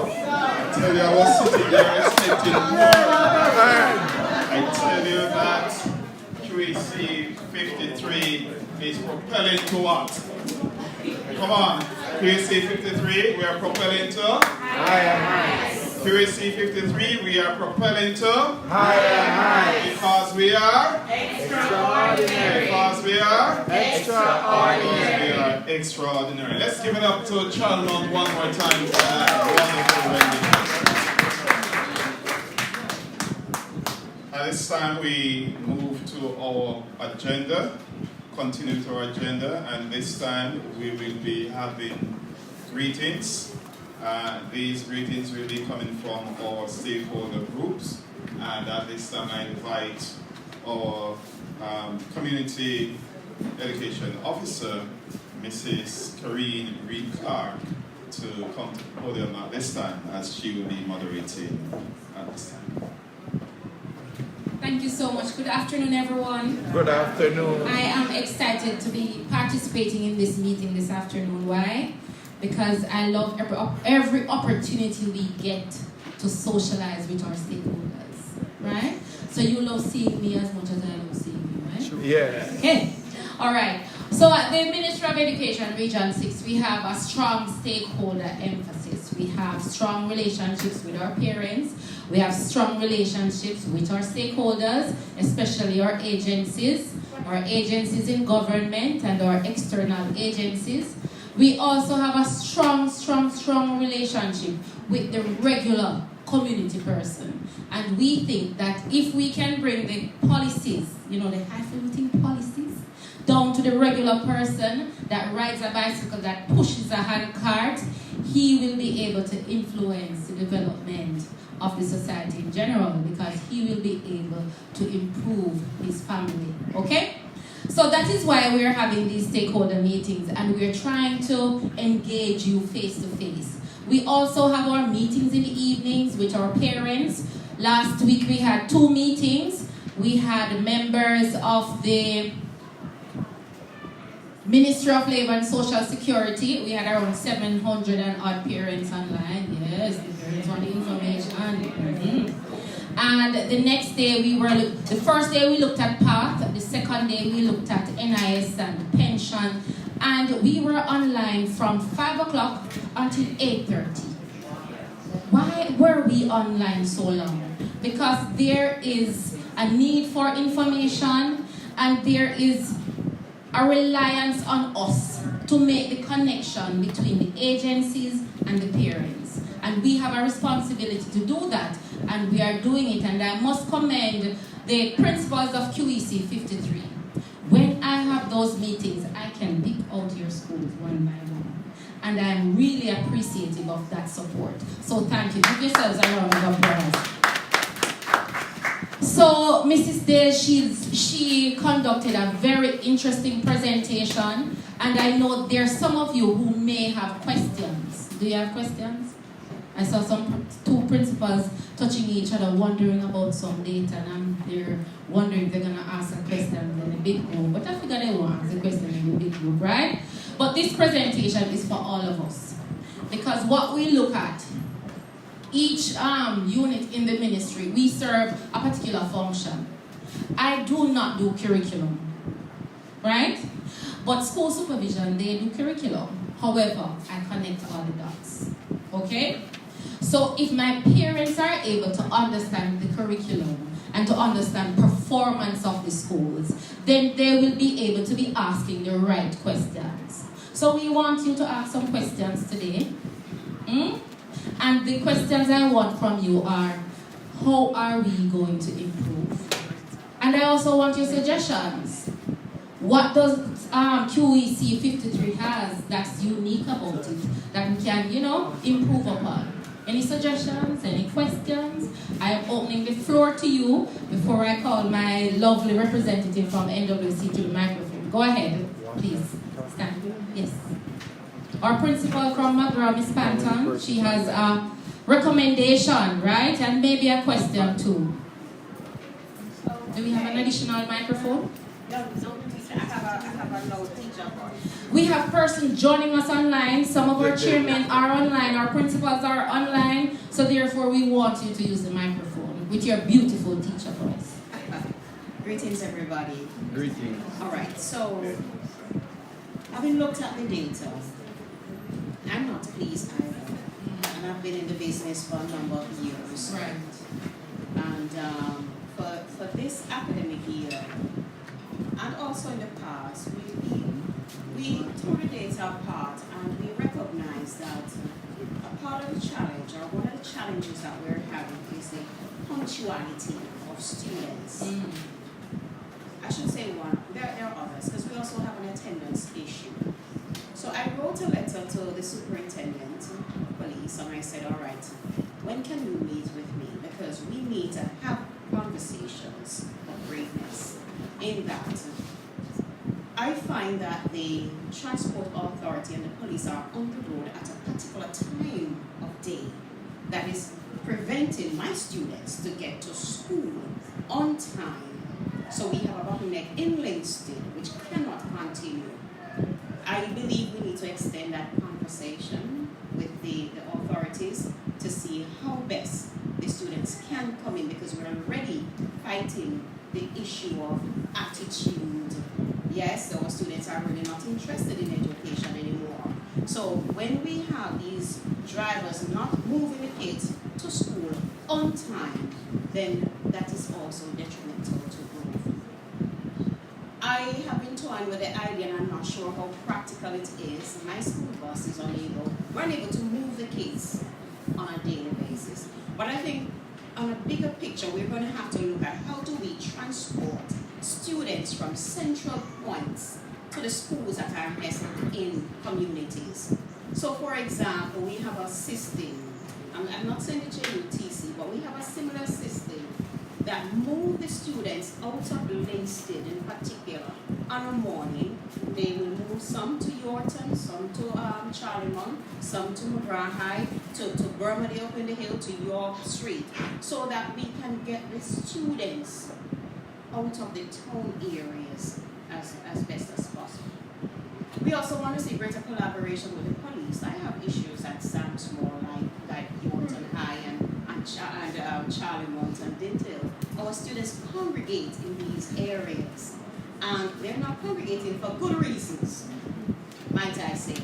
How do we get that type of collaboration taking place, that those areas can be better supervised?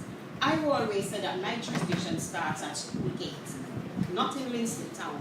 And this principal will not be going into Linstead Town to move students. But there are other agencies that can collaborate with us to move the students. And I have other ideas, but I leave it right there. This is where we have to work together as a team.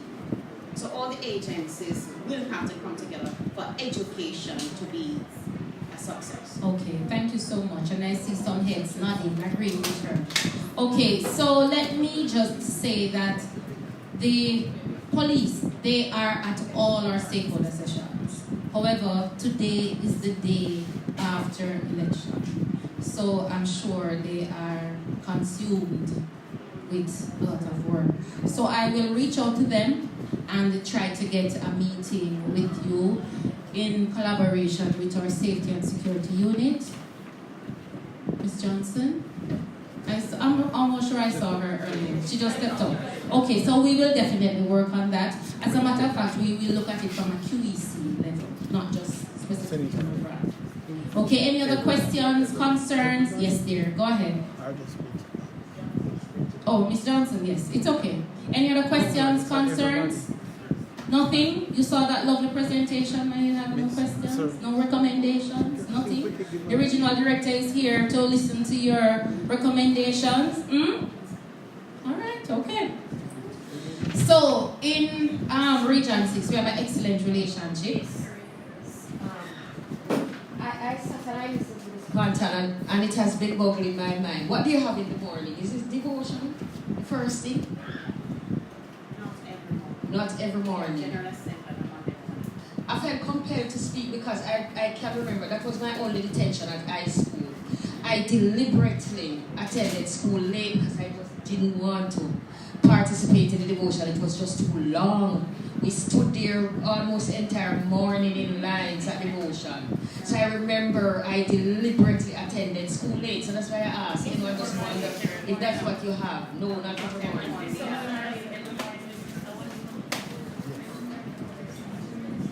Okay, so in that stakeholder meeting, we'll be coming up with solutions because there are some things that we can do internally and then we can get some additional assistance externally because we had a challenge, especially in Spanish Town. So we had a conversation with the Railway Association and we have students on the train in the mornings, right? You've seen them. And we have worked with JUTC to transport the children from the train station to specific schools, and that is a pilot project. So as soon as there's a full-fledged rollout of it, I'm sure we will see a difference. So let's go for that. Yes, sir, go ahead. For Burman Primary School, one of our city's feeder school in terms of basic school. Yes. So we actually went to my school. So I'm just asking to speak on the process. I think they're one of the school that need to be managed by the ministry, so to speak. And so I would be happy if that process is, fast tracked. Okay, I'm going to ask my regional director to respond.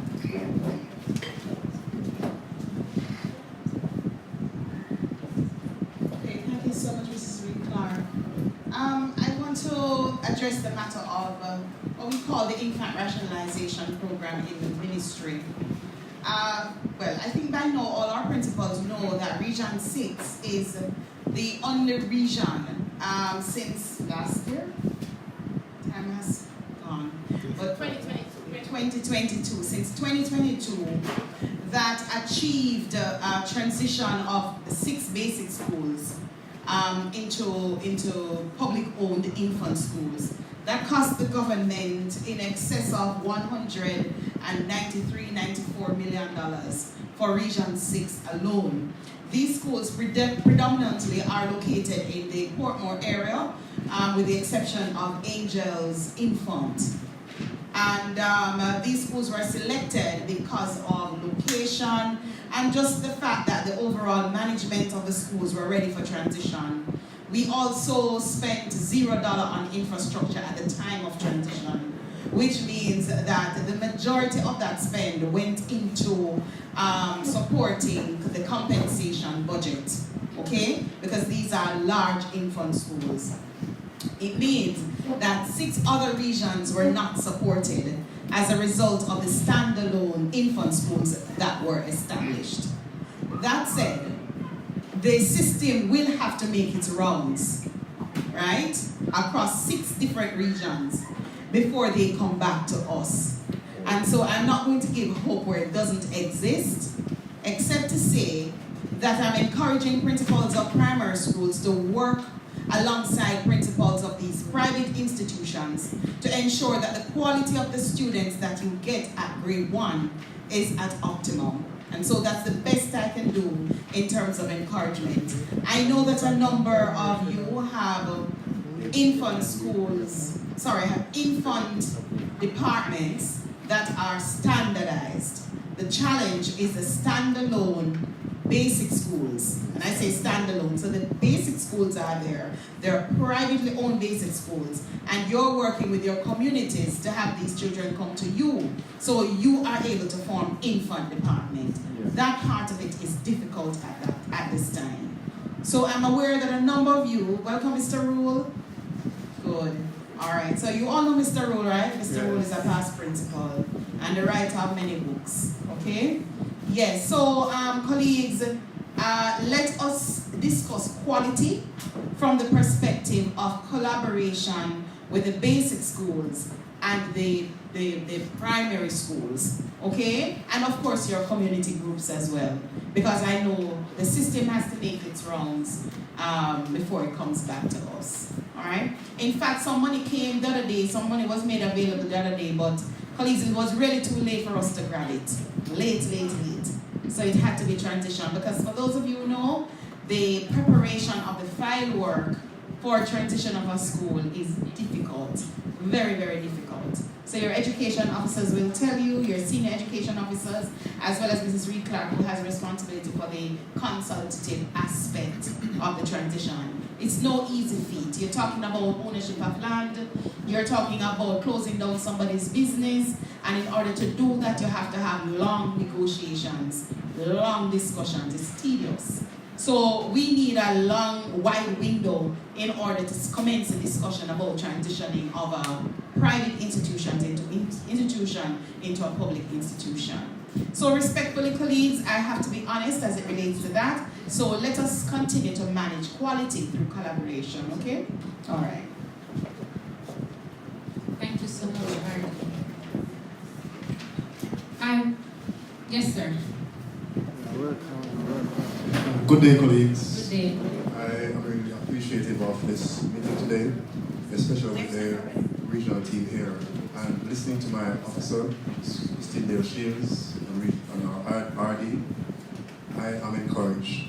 I'm in my 30+ year in education, and I've seen a lot. The matter with the basic school, I had something that I want to share with us. My school is in the center of 4 other basic schools.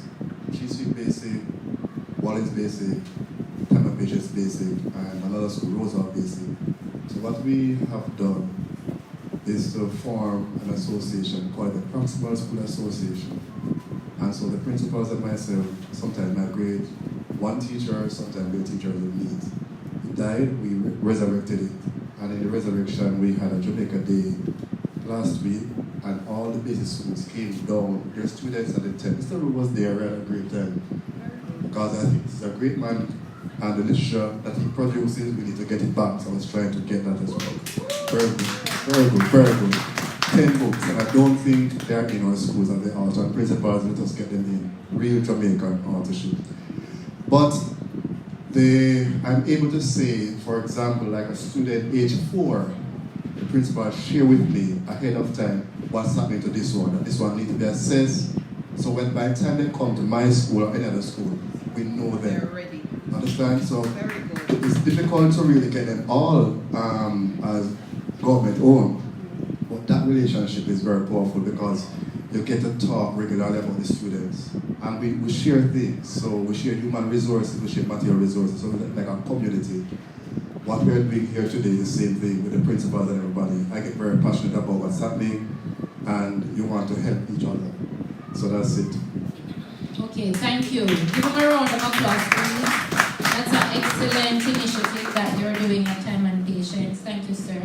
And the ministry is strong on ensuring that we transform the education system. You've been seeing these ads, these trend ads everywhere, right?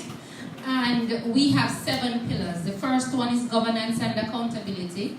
And we were just discussing the second one, which is what? Which is what? We're just discussing it. No, man, we're not hungry. All right, early childhood education. The third one is teaching, curriculum, and the teacher training. The fourth one is tertiary sector. The fifth one is technical vocational education.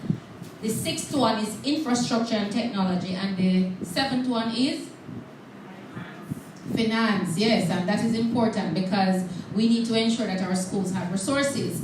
Now that leads me into something that we're introducing. So we are introducing a new financial management system in our schools. The principals, you would have seen the advertisement to come to the meetings and so on, and the flyers and so on. Now the reason we're doing that, as our regional director would have indicated, we want our principals to focus on the curriculum.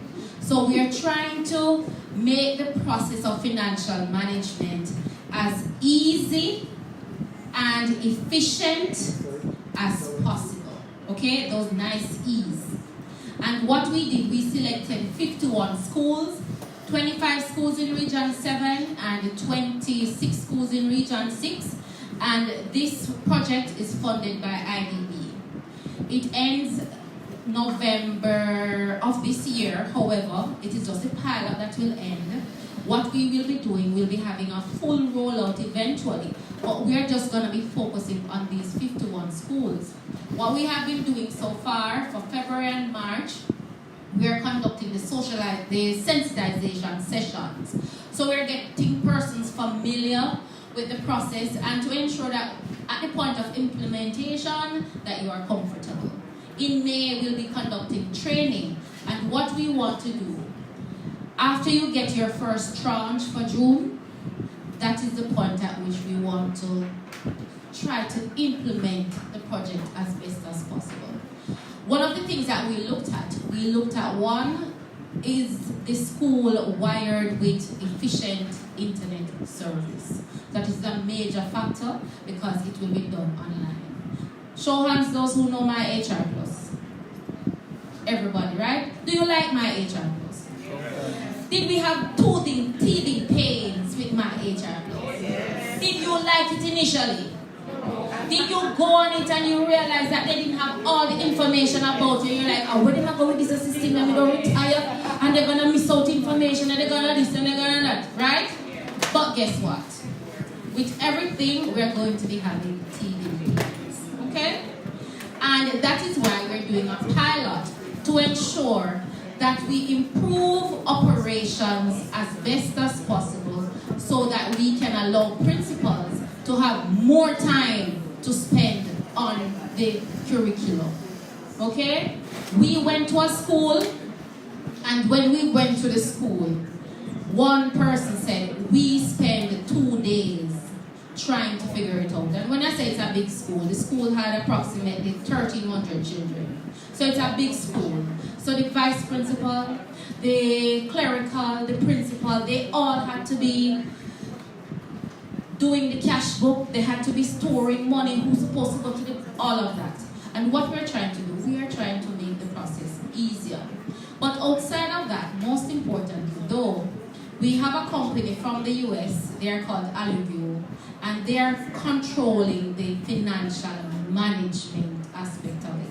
Not just spending the money, but for you to go on a system and see your trends. What your trends were last year, what they may be at the end of the year based on your current spending, and so on. So we're not just providing a platform for you to spend or receive or so on. We are providing a platform for financial management. So you will see what happens with the 51 schools. Is there any school? Linstead. She's not in here? Yes. So Linstead from QEC 53 and Yorton and McGraw, they are on the pilot, and we want it to be a successful pilot program.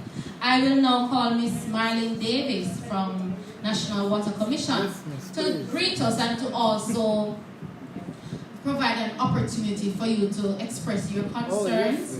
Let me indicate that Mrs. Marlene has been a tower of strength for the Ministry of Education, and I want you to show her so much love. So when you're going to indicate the challenges that you have, I want you to say it with love. Okay? I will try. Welcome her to the...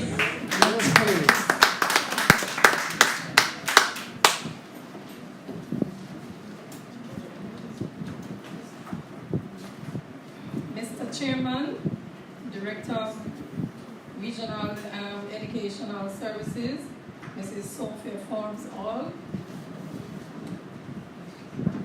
Mrs. Karen Reed Clark, principals, teachers, stakeholders, good afternoon to you all. I am Marlene Davis. I'm the Acting Community Relations Officer, the NWC, and with me we have Mrs. Claudine Smith, right? She's responsible for Yorton Linstead, so she's the person you need to see. Mrs. Smith, can you stand? Okay. So the NWC mandate is to make sure that all of our customers get good quality water, right? So we have been working with the schools There are several schools that have been calling us for truck water, but we are more concerned about the school having pipe water instead of requesting truck water. Recently, I spoke to our principals in Portmore, and we are working together with her to get the proper pipe on the compound so she wouldn't have to request water because water is in the area. So we would like that for all the other schools, right? So we have been communicating with them regarding truck water. Sometimes we have challenges with the contractors. We do use contractors to truck the water to the different schools. We have our trucks, but we have limited trucks. So please bear with us, and I'm asking you all, if you are requesting water, please request the water at least 2 days. Don't wait until the water is finished, right? Because we have a listing from before, so we can truck the water. And of course, we at the NGOs is encouraging you all to conserve our water because water is life, right? Also, you can check our social media pages. You can get updates if there's a disruption in your community or any other information. You can check as well. So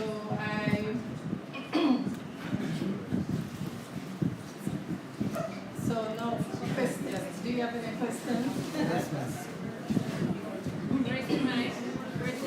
I don't need the mic. I don't need the mic. We need the one. Does anyone have the microphone?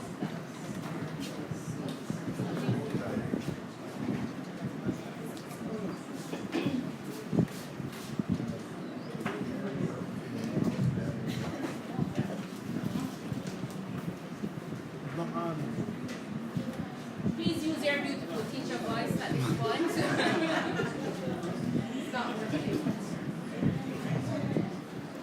All right, good afternoon, everybody. Good afternoon, ma'am. All right, as Marlene said, my name is Claudine Smith-Wright. I am the zone team leader for the Yorton/Linstead area. Once you cross Flatbridge, basically it's me. Not necessarily trucked water, but repairing leaks and maintaining the network.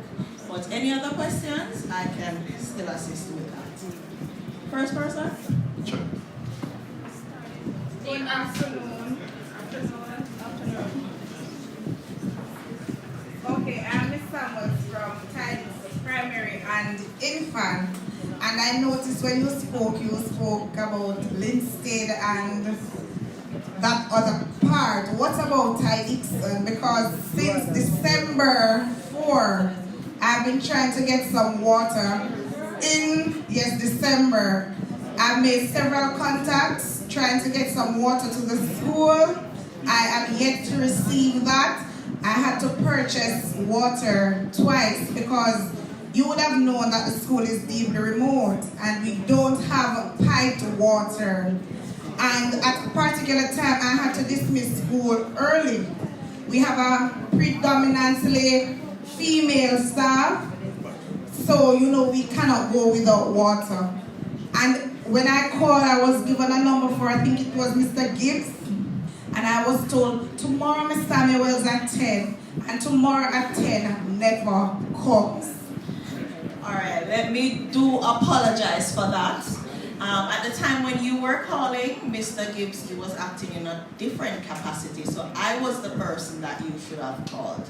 So I'm just going to give my contact number now, basically. It's 431 8273. But did you receive the truck water? Or you still I water twice. Alright, so I'm going to take the contact number shortly. It's 431 8273, and it's Mrs. Smith, right? Same here for your primary. I'm still waiting on that call. You were on primary, we always assist you were on primary, Oh, we have a different, okay. So you're supposed to get some truck water as well? No, not quite. Okay, you're okay now because the plumbers came and... Yes, they started. So we have a good relationship, okay. All right, any other questions, concerns? Yes. So, we always get what we call. Maybe not on time every time, but my concern is, what is here? I've noticed that work is currently being done. Yes, work is being done. Right. But I'm still wondering when. All right, so as it relates to the Burmody project, we are running the pipeline, but we have to pressure test and sterilize, and that takes some time. So basically, February, by about the end of March, everything should be up and going when we go in with our teams and regularized persons, community relations come through by the end of next month. But the project, almost complete, about 95% complete. Sir? Afternoon. As it relates to Mount Rossa district and the primary school. Mike, sir, Mike. Mike. And then return here. So yes, the Mount Rossa district. And of course with the Mount Rossa primary school. Yes. We're a star. Water is not life for us at all. Apparently because we are still living. But it's like 3 to 4 months we get water in the pipeline. Every 4 months.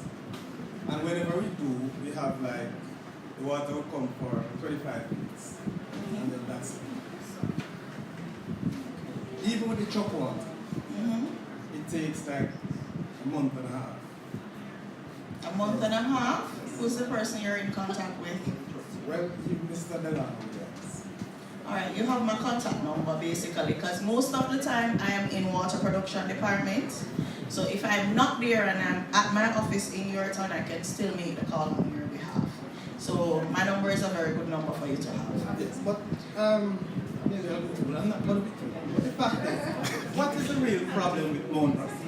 Alright, what happened with Mount Rossa, as you are aware, back in, we did a project to send water over there. We have to be pumping water from Jericho all the way down this side to get to Mount Rossa. Now for us to serve Mount Rossa, we have to lock some valves, so sections of Yorktown would be out of water for us to pump the water to Mount Rossa. We try to send the water at least once per week, so I don't know if it's a problem basically why it's not coming to the school, but I will definitely speak to Mr. Gibbs and Mr. Davis on that. But as it relates to truck water, we will be trucking the water to you, but I will ask why it is not coming to you when we regulate on a monthly basis, on a weekly basis. Can I give one reason why? Why? Because it's not pumped enough, or should I say it never pumped enough? A lot of persons will say we're not having enough pumping hours. So we'll try and work on that. Thank you. You're welcome. Okay, miss, I guess it's my turn. Yes. I guess let's save the best for last. Oh. Alright, at Wonder Bowlers, we don't have any pipe. We depend on rainfall. And we haven't been having any rain for quite some time now. I think it's the first time in many years the tank is empty. And we have requested water. I've spoken to Mr. O'Neill, right? And a few truck drivers, they gave me numbers for them, and to date, I still don't get a drop of water. Alright, Mr. O'Neill, right, is way out of this jurisdiction. So, right. Basically, as I said, you have my number. Well, so call me, yes, call me, and I'll see what I can do as it relates to. Yes, I really would appreciate that. Even while I was here, I asked World Park for some water and they went to the other school. So when I stepped out, there's a call I got that the truck water went to Linstead instead of Wonder Bowlers. And then the truck driver said he's not going that far. Okay. So I am still without water. Alright, our truck is down now because we have a truck assigned to St. Catherine, but we have contractors and some of them, well, they're not willing to work. But we have 1 or 2 that we can call and they are very reliable. So I'll try and get some truck water to you latest tomorrow. That's my promise. I'd appreciate it. Thank you. I'm writing it down. See why you need to treat people with love? But I did. Any other questions? Concerns? All right, thank you very much for having us.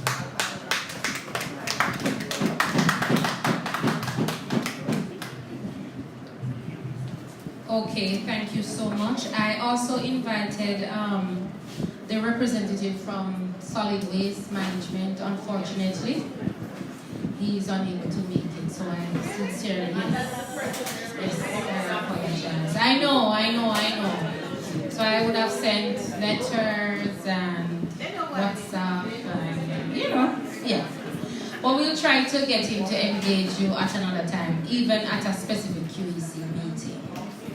Just to remind you that we have our sixth form pathway program. We have some flyers here for you, and coming sir. And we have Mrs. Brown Thompson. She's always available. She's always on those evening meetings with myself for the parents to ask the questions.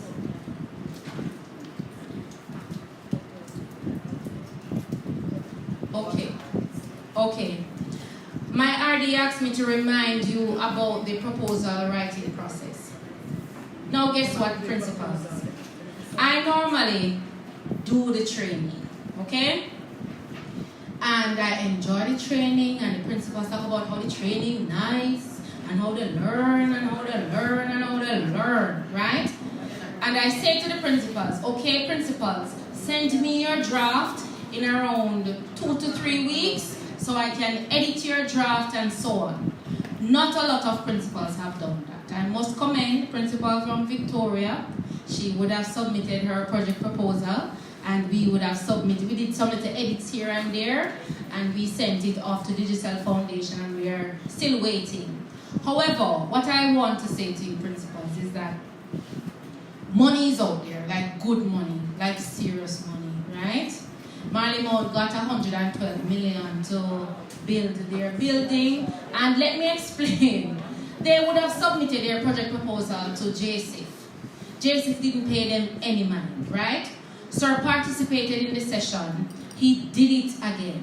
And the trick to it is that you need to get the community on board. So before he submitted it to JSIF, he sent a copy of it to who? His member of parliament. So he would have his member of parliament advocating for that school at a setting that he would never be at, right? So we get the entire community involved. Not only that, we ask you not to submit the project proposal from your desk as principal. We ask you to submit it as a part of a community group or to use your PTA. Okay. So just to remind you that when I say to you that we're going to be having a training, I want you to remember that it's not a training for you to learn to write a proposal and not submit it. We want submission of the project proposal so we can get good money. Watermont did a project for water harvesting, and that project changed from water harvesting until European Union came in and did another project in the community. So all I'm asking you to do is to ensure that when you participate in the project proposal writing sessions, that you submit these project proposals.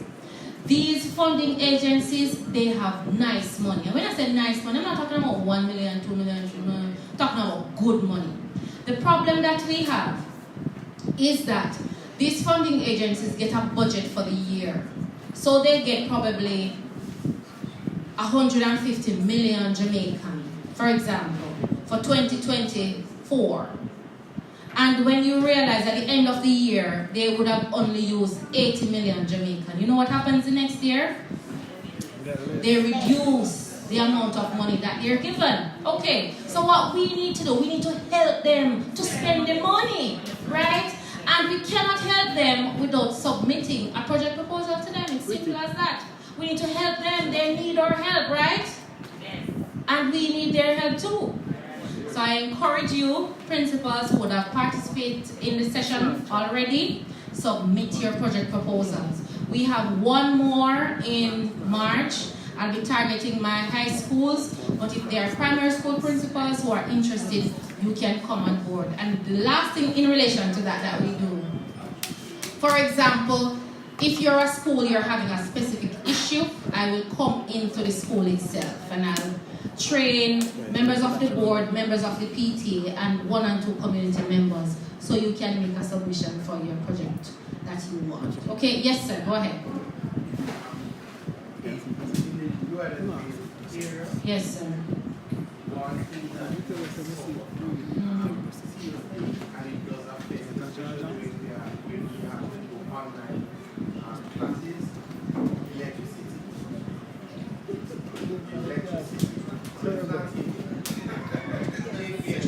So I was really hoping that JPS would be here, but as I saw the light quenching, blinking, whatever terminology you want to put to it, but as it was there, going on, alright, as I saw the light going in and out, It's alright, so we understand. Damage the printers. So, this is something that we really suffer from. Last year. Sir, is it a community issue or just a community? It was the school issue. I sought out my part, but it's still now a community issue. So the frequency of the outage, that's a serious concern, right? And whenever that happens, we get electricity all the way from Clarendon. So if anything happens in Clarendon, especially during the cane season, that's the end of it. But the internet now is another issue, because just like the electricity, the internet fluctuates. Okay, sir, I know you're looking for words, but let me help you. All right, so we will be engaging the representative from JPS from time to time. They ask us to join into our stakeholder meetings, so I will contact that specific person and I'll indicate the challenge you have. Do me a favor, however, please write the regional director so we can send it to them formally. Okay? Okay. Yes, sir. All right, my issue is internet as well, but I just want to have that. Internet. Right. Yes. So the provider, so there is a good connection. Every now and then, no internet. Which school is that the again? Ministry of Education, Birmingham Primary. And I don't think I'm the only one having the issue, because it was discussed at the previous QC meeting. The other issue is that only limited amount of person can connect. So that needs to improve. You can't have technology at school because students can't get on. Matter of fact, if everybody and staff get on, yes, the thing can function. So that's really an issue. So the connecting issue and the amount of person that can go on at the same time. Okay, thank you for that, sir. As a part of our transformational process, we are trying to outfit as many schools as possible with efficient internet connection. Unfortunately, we haven't reached 100% of that target, but we are indeed trying, because what you just said to me is the same thing that came up in a meeting I was at downstairs. RD also came down to that meeting too, where we're discussing the implementation of the new financial management system. But this new financial management system requires internet and good internet too. So we are really trying to get the internet service, to improve the internet service in the schools as best as possible. We have some schools which are on our broadband program. We have started in some schools already. We have not completed that process. But what we want for the principals who would have received that internet, we want you to give us feedback. Sometimes we don't get the feedback. You just can't bother with it and forget about it.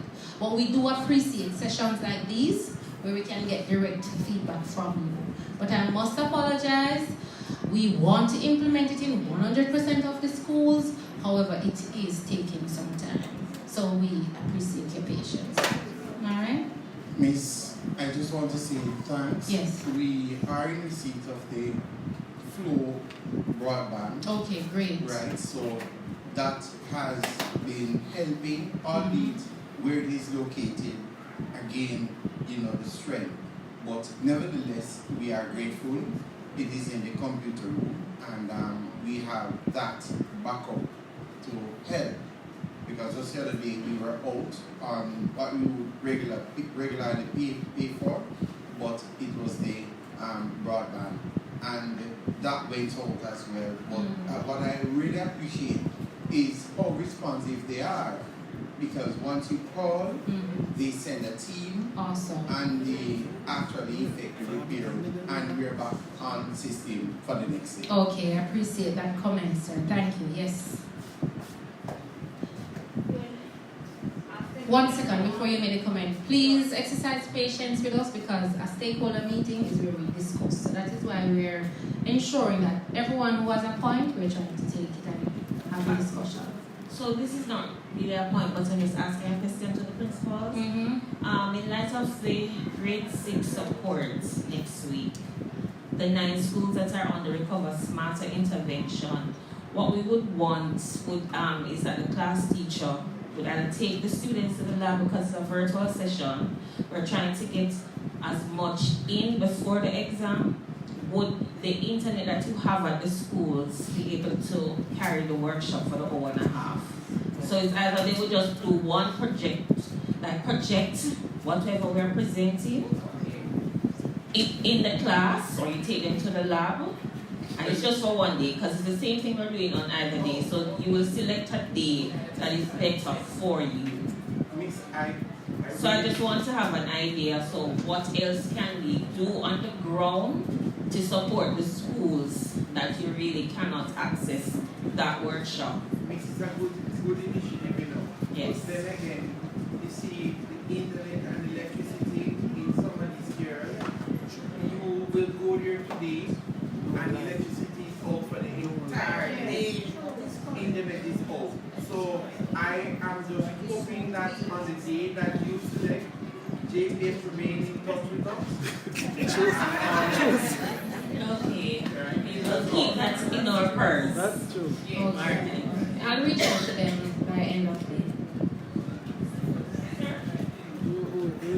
Who's next? Any other comments? Any other questions?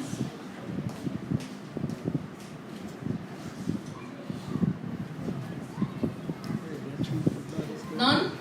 I just want to clarify. Yes, sir. Normally, we do have the internet from the ministry, all right? But I am very disappointed because I gave up my Google internet, my private provider, that was very efficient, and and I know. Okay. So guess what, sir?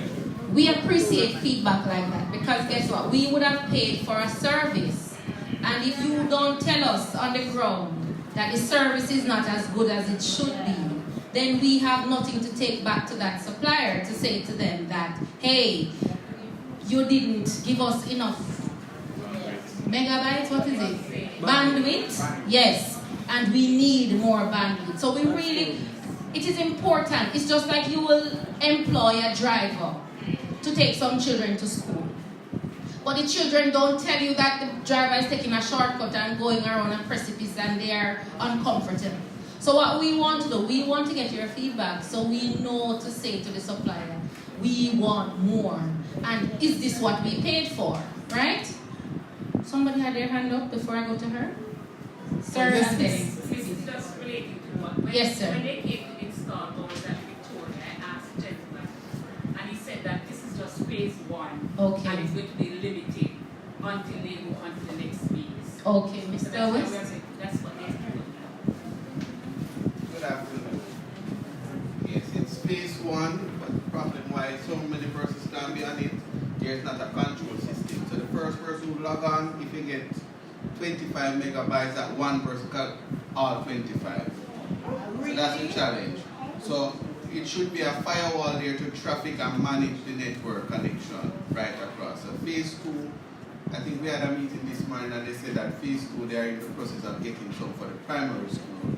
I don't know how long that will be. Thank you so much, Yes. Mr. West.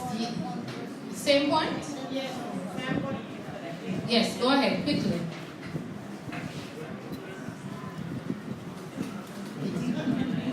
At Stopping, we have never been able to connect our laptops onto the internet.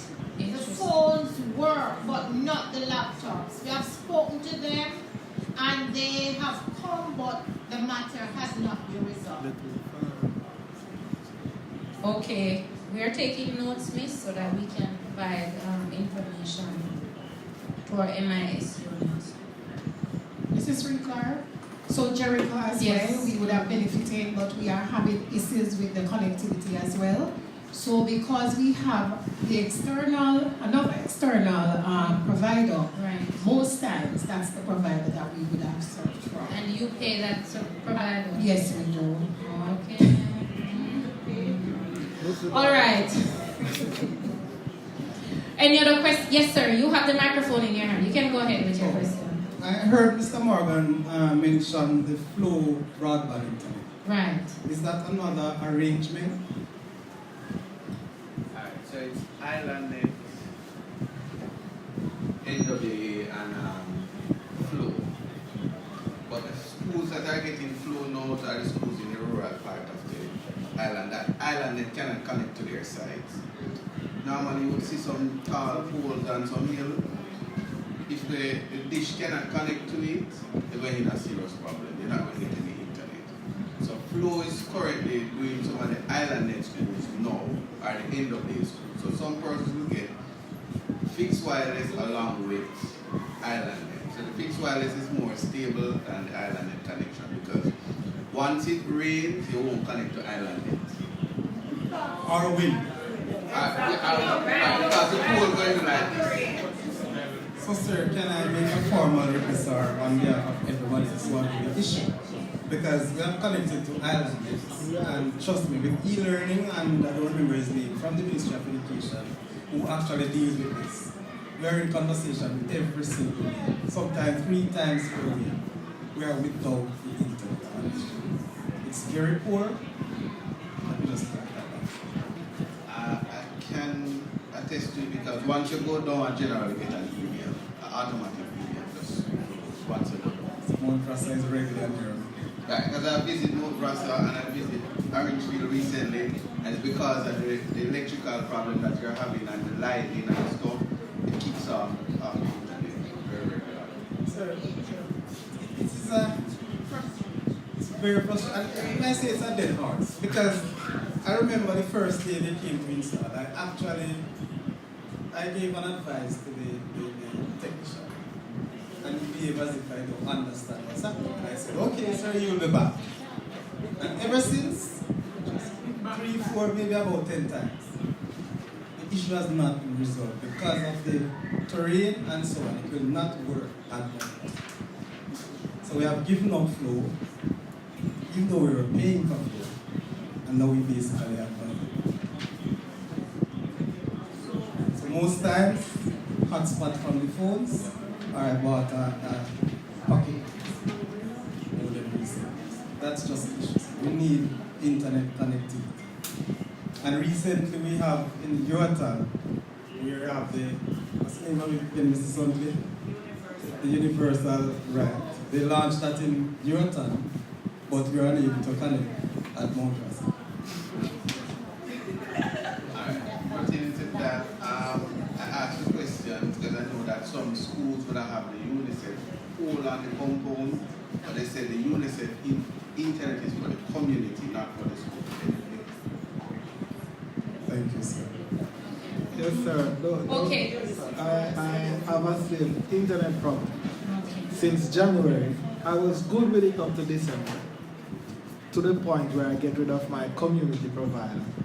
And since January, I had to go back to my community provider and reconnect. It has been done.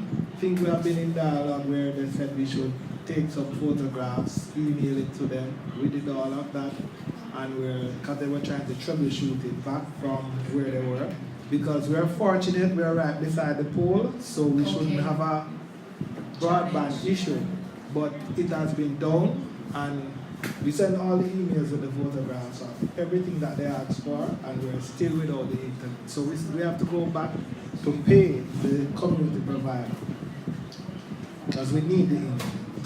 Okay, thank you so much for your comments. We are making notes and we are going to see how best we can assist. Right, Mr. West? Any other questions, comments? Okay, so when I came here this morning, I was very pleased, extremely pleased. You want to know why? I saw a nice banner with the Region 6 logo, nice branding. When I looked around the room, I saw my principals in their shirts, right? When I looked on my phone, I saw a link to YouTube. And when I looked on the desk, I saw this beautiful, beautiful, beautiful little program. And you know what?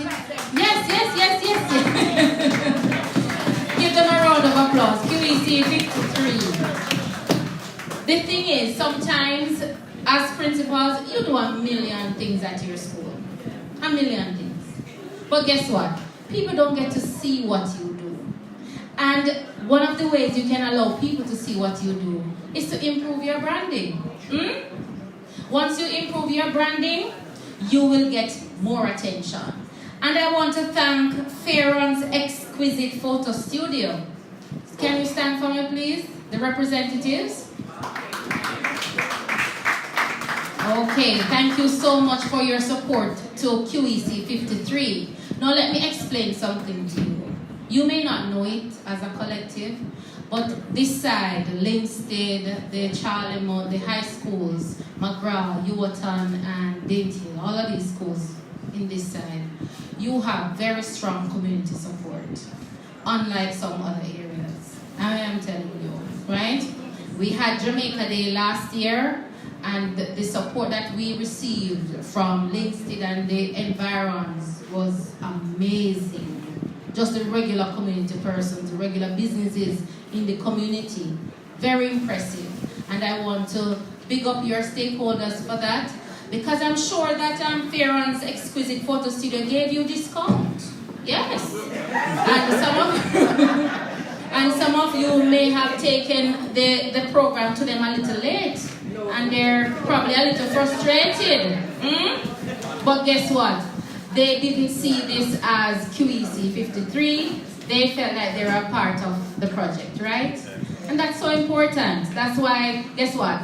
For education to improve, we all have to do our little bit. We have to collaborate. We have to play our part. You know, one time I was working at Social Development Commission, and we were having this big event, and everybody in the community was talking about what they are going to do, and who come in jacket and tie, and who do all of this. And there was a lady at the back of the room, and you know what she said? Miss, you know what I will do? I will sit at the bathroom and hold the tissue and ensure that the bathroom is clean while the function is going on. So nobody in the room thought of that. Right? But guess what? There are two things that can spoil an event. A dirty bathroom and the food. Right? And she ensured, this little old woman, she was around probably 75 or something like that. She demonstrated that there's a role for everyone as we plan for these things. Now before I leave, I just want to welcome our famous author in the room. Do you know his name? What is his name? Okay, Mr. Rule. Mr. Rule, you rule Linstead, you rule Region 6 when it comes to demonstrating how well you can write. When it comes to ensuring that our children are connected to the past. Am I right? He's also a member of our Friends of Region 6. He's always supporting us, and I want to welcome him to spend 2 minutes, Mr. Rule. 2 minutes. And they're laughing because they know what 2 minutes is. Yes. So, Mr. Rule, you can go ahead and tell us about the books that you have to offer. Praise God, I have a slow working watch.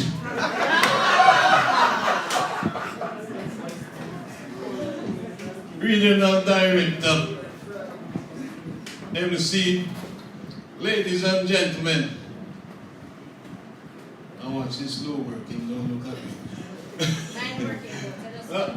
My name is LK The Rule. Some of you might know me, some of you might have heard of me, some of you might have seen me, and some never seen me, some never heard of me, or anything of this sort. Yes, she said I'm a famous author, and right away, for the first time I feel famous.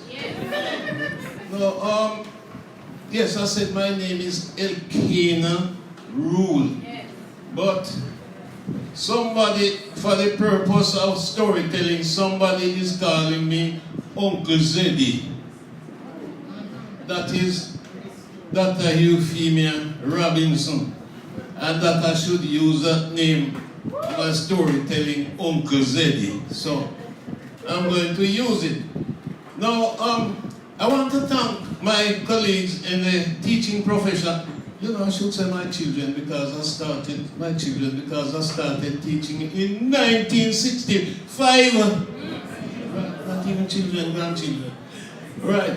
But those who have supported me over the years, and also Region 6 that have gone out of their way to support me too. So that my works can be known, was known across this country, and finally could caught the eyes of those high up, so that I am on Ministry of Reading, of Education reading list. 10 of my books are there. So I should be the premier author in this country, but it's not so. Only a few people know of me. As a matter of fact, my books are more known than me because more people know Man from Jamaica's Hills than whoever heard the name Elkanah Rule. So, but one thing, I go around and promote my books, and if I weren't doing that, then I would not be known, because nowadays if you give your books to an author, publisher, it goes nowhere. I hope you're taking and noting what I'm doing here, so that when you write, you can go around and do the same thing to market your books. When I go to schools, at some of these schools, I am warmly received, like how Mr. Kelly warmly received me at Time and Patience a few days ago. But when I go to other schools, they look at me, the principal look at me and say, "Is not this Joseph the carpenter's son?" It's so. They ignore me and they cold shoulder me, and they not even want to talk to a Jamaican author. But you can imagine if an author who is trying to establish himself, say from Trinidad, goes here, and the secretary would say, Miss, an author from Trinidad is here. She would kick over her chair to come and meet him, but not so. He's not this Joseph the carpenter's son. Syndrome takes me sometimes. But it is because of the patriotic ones among you that I'm able to reach anywhere. My books are based on the culture of our country, and I'm trying to preserve them. What prevailed in the 1950s and even before, those cultural patterns, many of them are going out of existence now. And even some of the words that we use at that time that were in common usage, words like, I soon come back to some of them. But what I've done too, I'm showcasing the fact that we have competent illustrators in this country. Many people believe that good and proper illustrations will only come from Europe. So when I decided to write my Anansi stories, I don't make them write in a couple little black stick man. I told them exactly what to do. It must be illustrated as any of the fairy books that you get from Europe. And one of the words, pictoband, that was in common usage when I was a child. And I don't even believe that one person here ever heard it in use. Pictoband?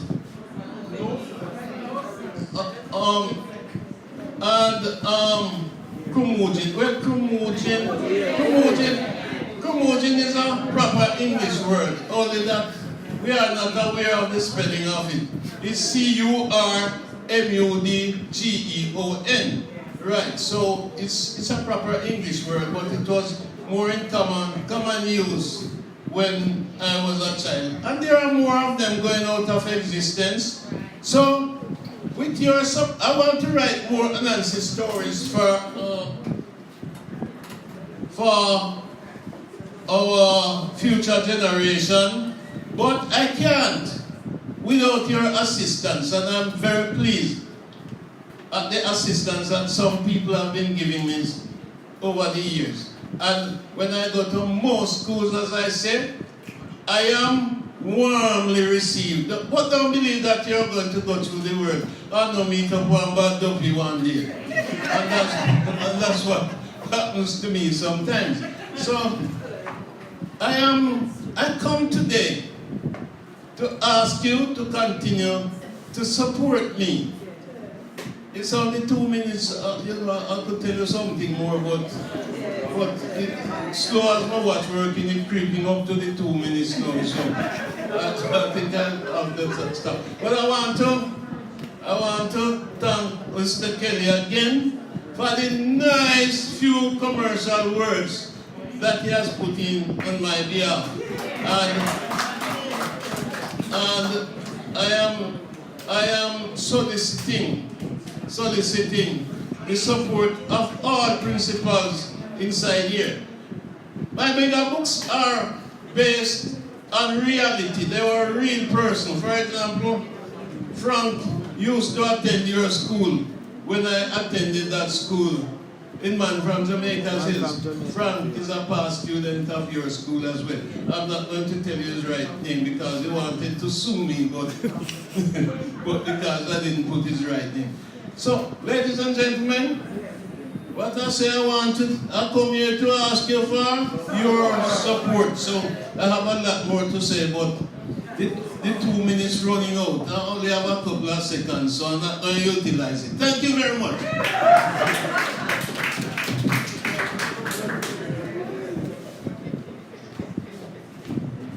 Okay, thank you, sir.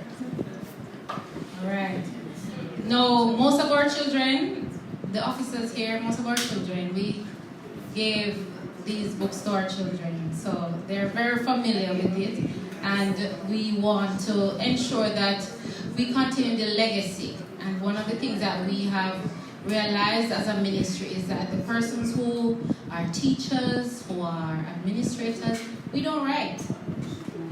Most of the time we're studying, we go here, there, and we look and we quote someone. Imagine quoting someone from in your regional office or quoting one of your principals. You know how beautiful that would be. That I can quote you, Dr. Euphema Burke Robinson, who wrote a paper XY year, you know, and to be able to just go to a cubicle and say, when you wrote this paper, you know, I'm doing a paper now. How do you think that can help me? So it's so important for us to foster, for us to support the writing that exists in Region 6. Because in Region 6, what do? We inspire and we nurture greatness. Okay, so we're inviting Miss Brown Ferron to come on the greatness team.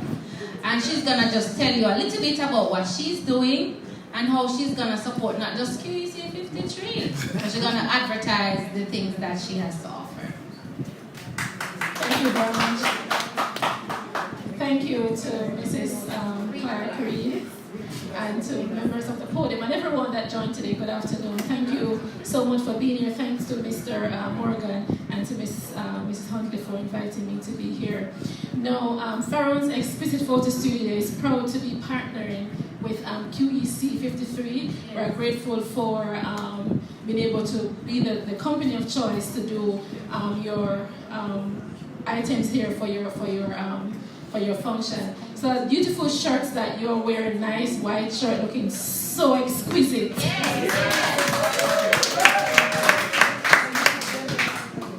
Looking very exquisite, that's our brand. So we are referring to exquisite, our brand is exquisite. So looking really exquisite today. And to that wonderful program, nice program that you have there was done by us. So we're grateful. And I must say, Miss Huntley, I don't know, she probably chair. She actually didn't know me. She came in almost blind because somebody recommended her, and that's how we normally get a job. Person recommended us because they knew of what we deliver. And she was saying, right. And I mean, when she came, we spoke on the phone maybe for a couple of days or a week before we were able to meet and for us to decide, and she chose us. But that's the way as a company, we try to facilitate, right, schools and churches in particular, to ensure that your processes and things that you do come up. Because we understand that schools go to a number of challenges, especially where funding is concerned and know-how is concerned. As a company, we understand that. I've been with the school for a number of years doing graduation photograph and school packages. So I understand the systems in terms of how it is that, you may not understand or know how to get stuff. I'm not sending anybody to come and don't carry any money to do stuff. One of the things we understand that sometimes the money don't come up front. We understand that. So as a company, we're not going to rush you. But we expect that we can work together. So Mr. Morgan knows, because he has been working with us for a number of years for beautiful graduation photograph, and he knows that friends don't even ask for $1 when we come in to take pictures. We want to ensure that we do what we do. You're pleased with our job, and that's what we are about. So as a company, we do photography, as we mentioned, we do wedding photography, we do graduation and packages. We also do embroideries, logo stitch, that's those shirts that you see wearing, we do stitch, we do branding. So for all your personalized items, tumblers, water bottles, keychains, plaques, trophies, medals, all those things. Feel free to use us. You don't have to go to in Kingston to get some of these services done. We can provide those services for you. All right, so we do IDs as well. So there are a number of things. I'm not going to remember everything, but we do IDs, anything branding, graphic designing, all these things that you can get them with us at Farron's. And as I said before, talk to us. We're able to partner with you because we understand the challenges you facing, and as best as possible we can talk together and see how best we can ensure that your things, you have nice things for your events, for your school. We do school crests as well. PE gear, branding, we do those as well. So once you want anything you want to personalize, whether garment or item, we do that as well. So feel free to call us. We're going to be having a few business cards and stuff that you can find us online, Facebook, Instagram, or you can always call us or visit our offices for whatever you need. So feel free to call upon us. We're ready to partner with you, not just for QEC 53, but any school in this area, we are ready to work with you. All right, God bless. Thank you for inviting me. So my telephone number is, our telephone numbers are 727-4578, 727-4578, 327-8912, and we're located on Holab Road in St. Catherine. All right? Bless you. And it's actually at the back of your program. Thank you so much. Remember, we are online, so we have our chairman. It was shared in the chairman group, our high school group, and our primary group. So these persons have logged on, so never know. We have 130 odd schools in the region. Never know. And these are public schools, not speaking about the private schools. All right, thank you so much for collaborating with us. Sure. If I may please, before you go, this is a good example. This is a good example of what I meant by next year you'll be under a tent. Okay? Yes, because you're expected to invite all your stakeholders out. Those who provide refreshment for your canteen, for your tuck shop, etc. They are to be on board so that they can support education. Okay? So this is a very good example of what we're talking about. Allow the community to come out and sell their products and their services, and just allow them and yourselves to develop better relationships, all in the name of education. Thank you. Thank you so much, RD. Any more questions? Any more comments? Ladies and gentlemen, thank you for having me. She had her hand up? Okay, so the question and answer section is completed. I will now hand over to the moderator. Thank you. Hello. Give it up. Give her a big round of applause for me, ladies and gentlemen. Mrs. Reed Clark.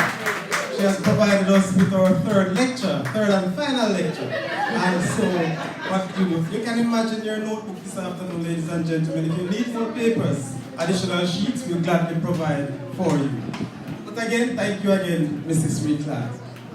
We're basically to the last two items on the program. So of course, the timetable is completed for the day. I just want to use this quote. I don't know if many of you young ones know it. But because we're coming to the end of the day, some people want to go. You know, I don't want to go on time. Or you have another meeting. Right. But there was a well-known author in one of his stories or books that have said that no care what teacher bad, school must over. Ever heard that before? No care what teacher bad, school must over. So of course that's where some words from Claude McKay in one of his books. So guess what? You shouldn't be out of here. Now before we go, I just want to ask all the principals of QEC 53 to stand. We're short of space, but I invite you to come forward. All principals of QEC 53.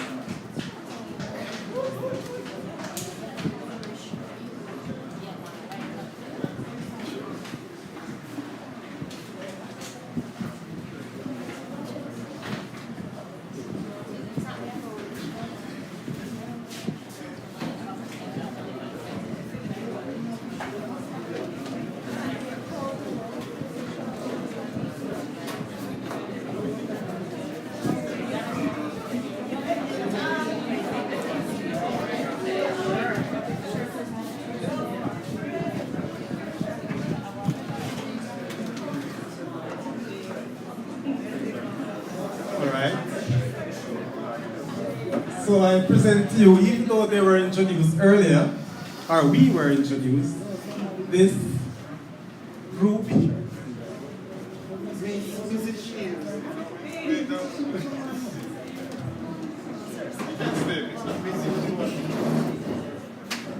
Yes, I said before we were introduced later, but at least I will take the opportunity to present to you QEC 53.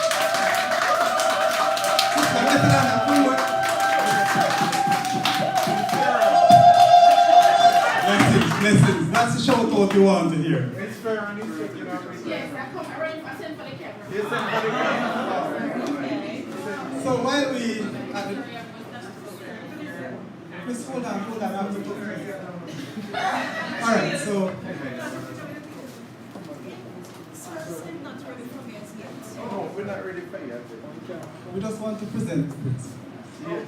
Now, colleagues, friends, I want to say that the 2023-2024 school year so far has been a success for us. As QEC members and principals, we have been working very hard and together. We are actually sharing what really quality education service is or should be. We are trying, we know that we have work to do, and we are working harder to get this near perfect. With that in mind, we have a leader in Mrs. Dale Sheets that we can't forget. We must load her up as it relates to a leader.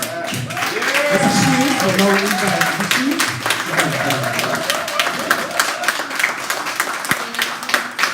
I heard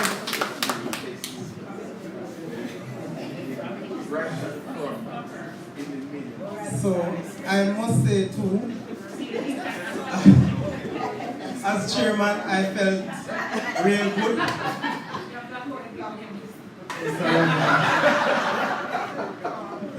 Yes, especially when RD spoke, I really felt good that I was acknowledged of work done. But to be honest with you, without, it wasn't for Mrs. Shields, and of course she also, always, every time, in the morning, in the afternoon, in the night, she encouraged me. And because of that, I say thank you very much. It's not just by words, but really and truly on behalf of the principals here, and the schools, the board chair, all stakeholders, we want to present to you. Again, not just for the same time.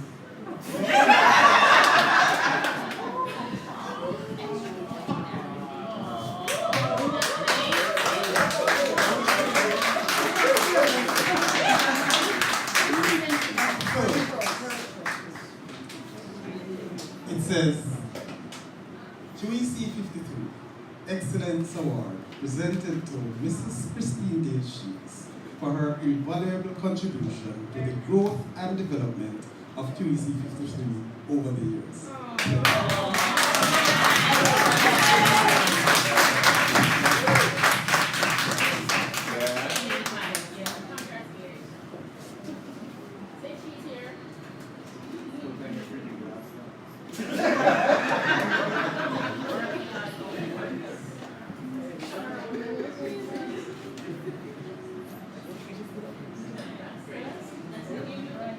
Cheers. Many more years to come. Thank you. We love you. We appreciate all of your job. Thank you.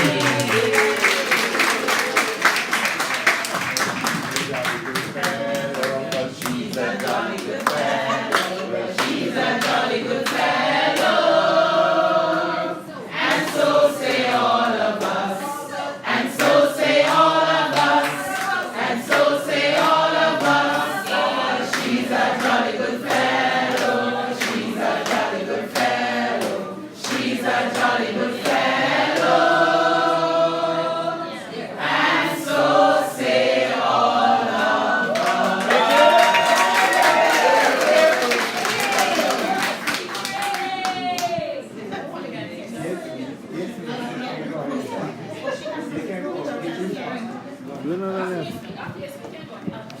So, I am short for words. Even though I am tall, I must say I am extremely surprised. Extremely surprised. I was sitting. Thank you very much, Marcia. And I do love my principals. I do love my principals. Each and every one of them holds a very special place in my heart. You know, when you have children, and you have this one personality, you know that one personality, I know who is going to be first with the data, who is going to be second, but all in all, everybody, they are all cooperative, they are responsive. They are responsive. And I must say that I do appreciate you all. And I pray for you. I pray God's richest blessing on you. Thank you.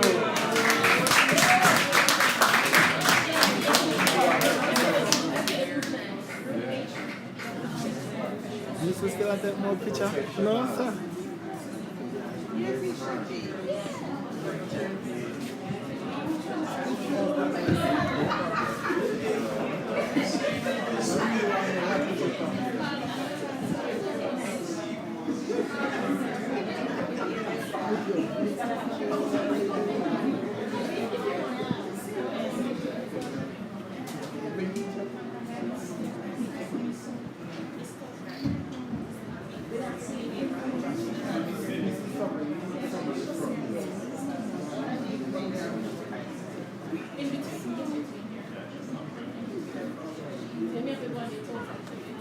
She came from over here. She has where space over here. Come here, space over here.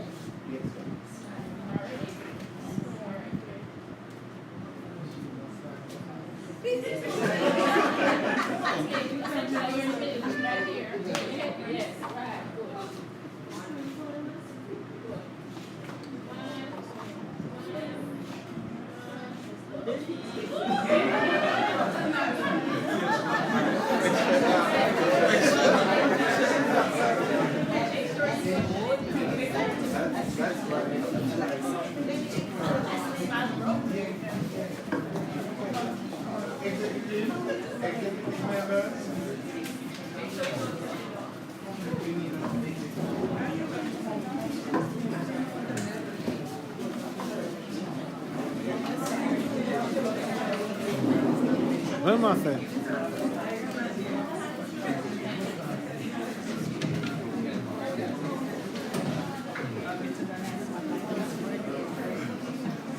Pretty good.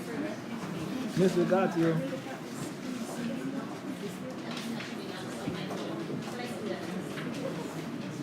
Ladies and gentlemen, Mr. Whittick had announced earlier that we are at the end of the day's proceeding. We have completed the timetable for today.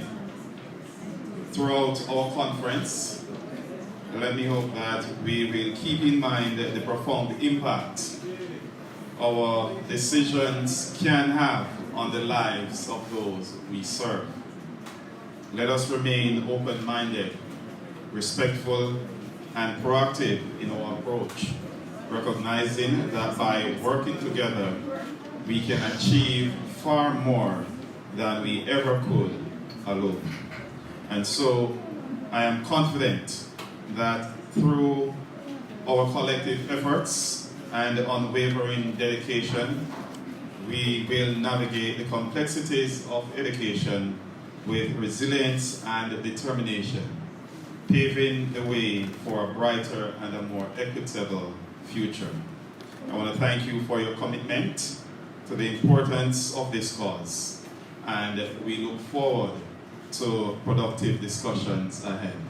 Next year, be reminded, we will be under the tent. This time, we invite Mrs. Anderson to come with the vote of thanks.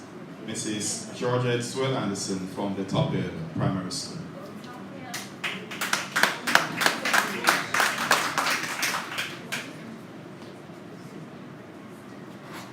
Ladies and gentlemen, many persons contributed to the success of this function.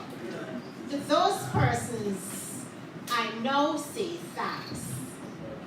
To our regional director, Mrs. Sophia Forbes-Hall, thank you, Madam, for reminding us that we are a part of an awesome team. You also reminded us of our roles and responsibilities. You ably enlightened us about the purpose of the Stakeholders Conference. Thank you, Madam, for nurturing and inspiring us. To our territorial officer, Mrs. Christine Dale Shields, you provided us with such comprehensive oversight of the QEC. We thank you. To Mrs. Reed Clark and the stakeholders group, thank you for your valuable input. To those who provided refreshments, to the entertainers, to the videographer and probably photographer, the recorders, the decorators, and everyone who contributed in a meaningful way to the success of our function. Heartfelt thanks to you all. Ladies and gentlemen, for being a gracious audience, I say thank you.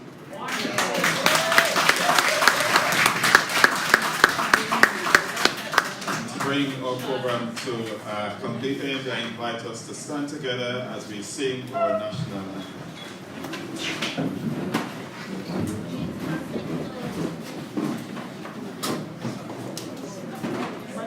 Madam Nathan, sing.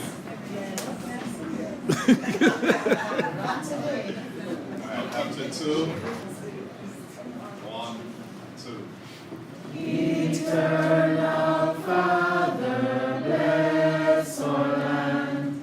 Guard us with thy mighty hand. Keep us free from evil powers. Be our light through countless hours. To our leaders, great defender, grant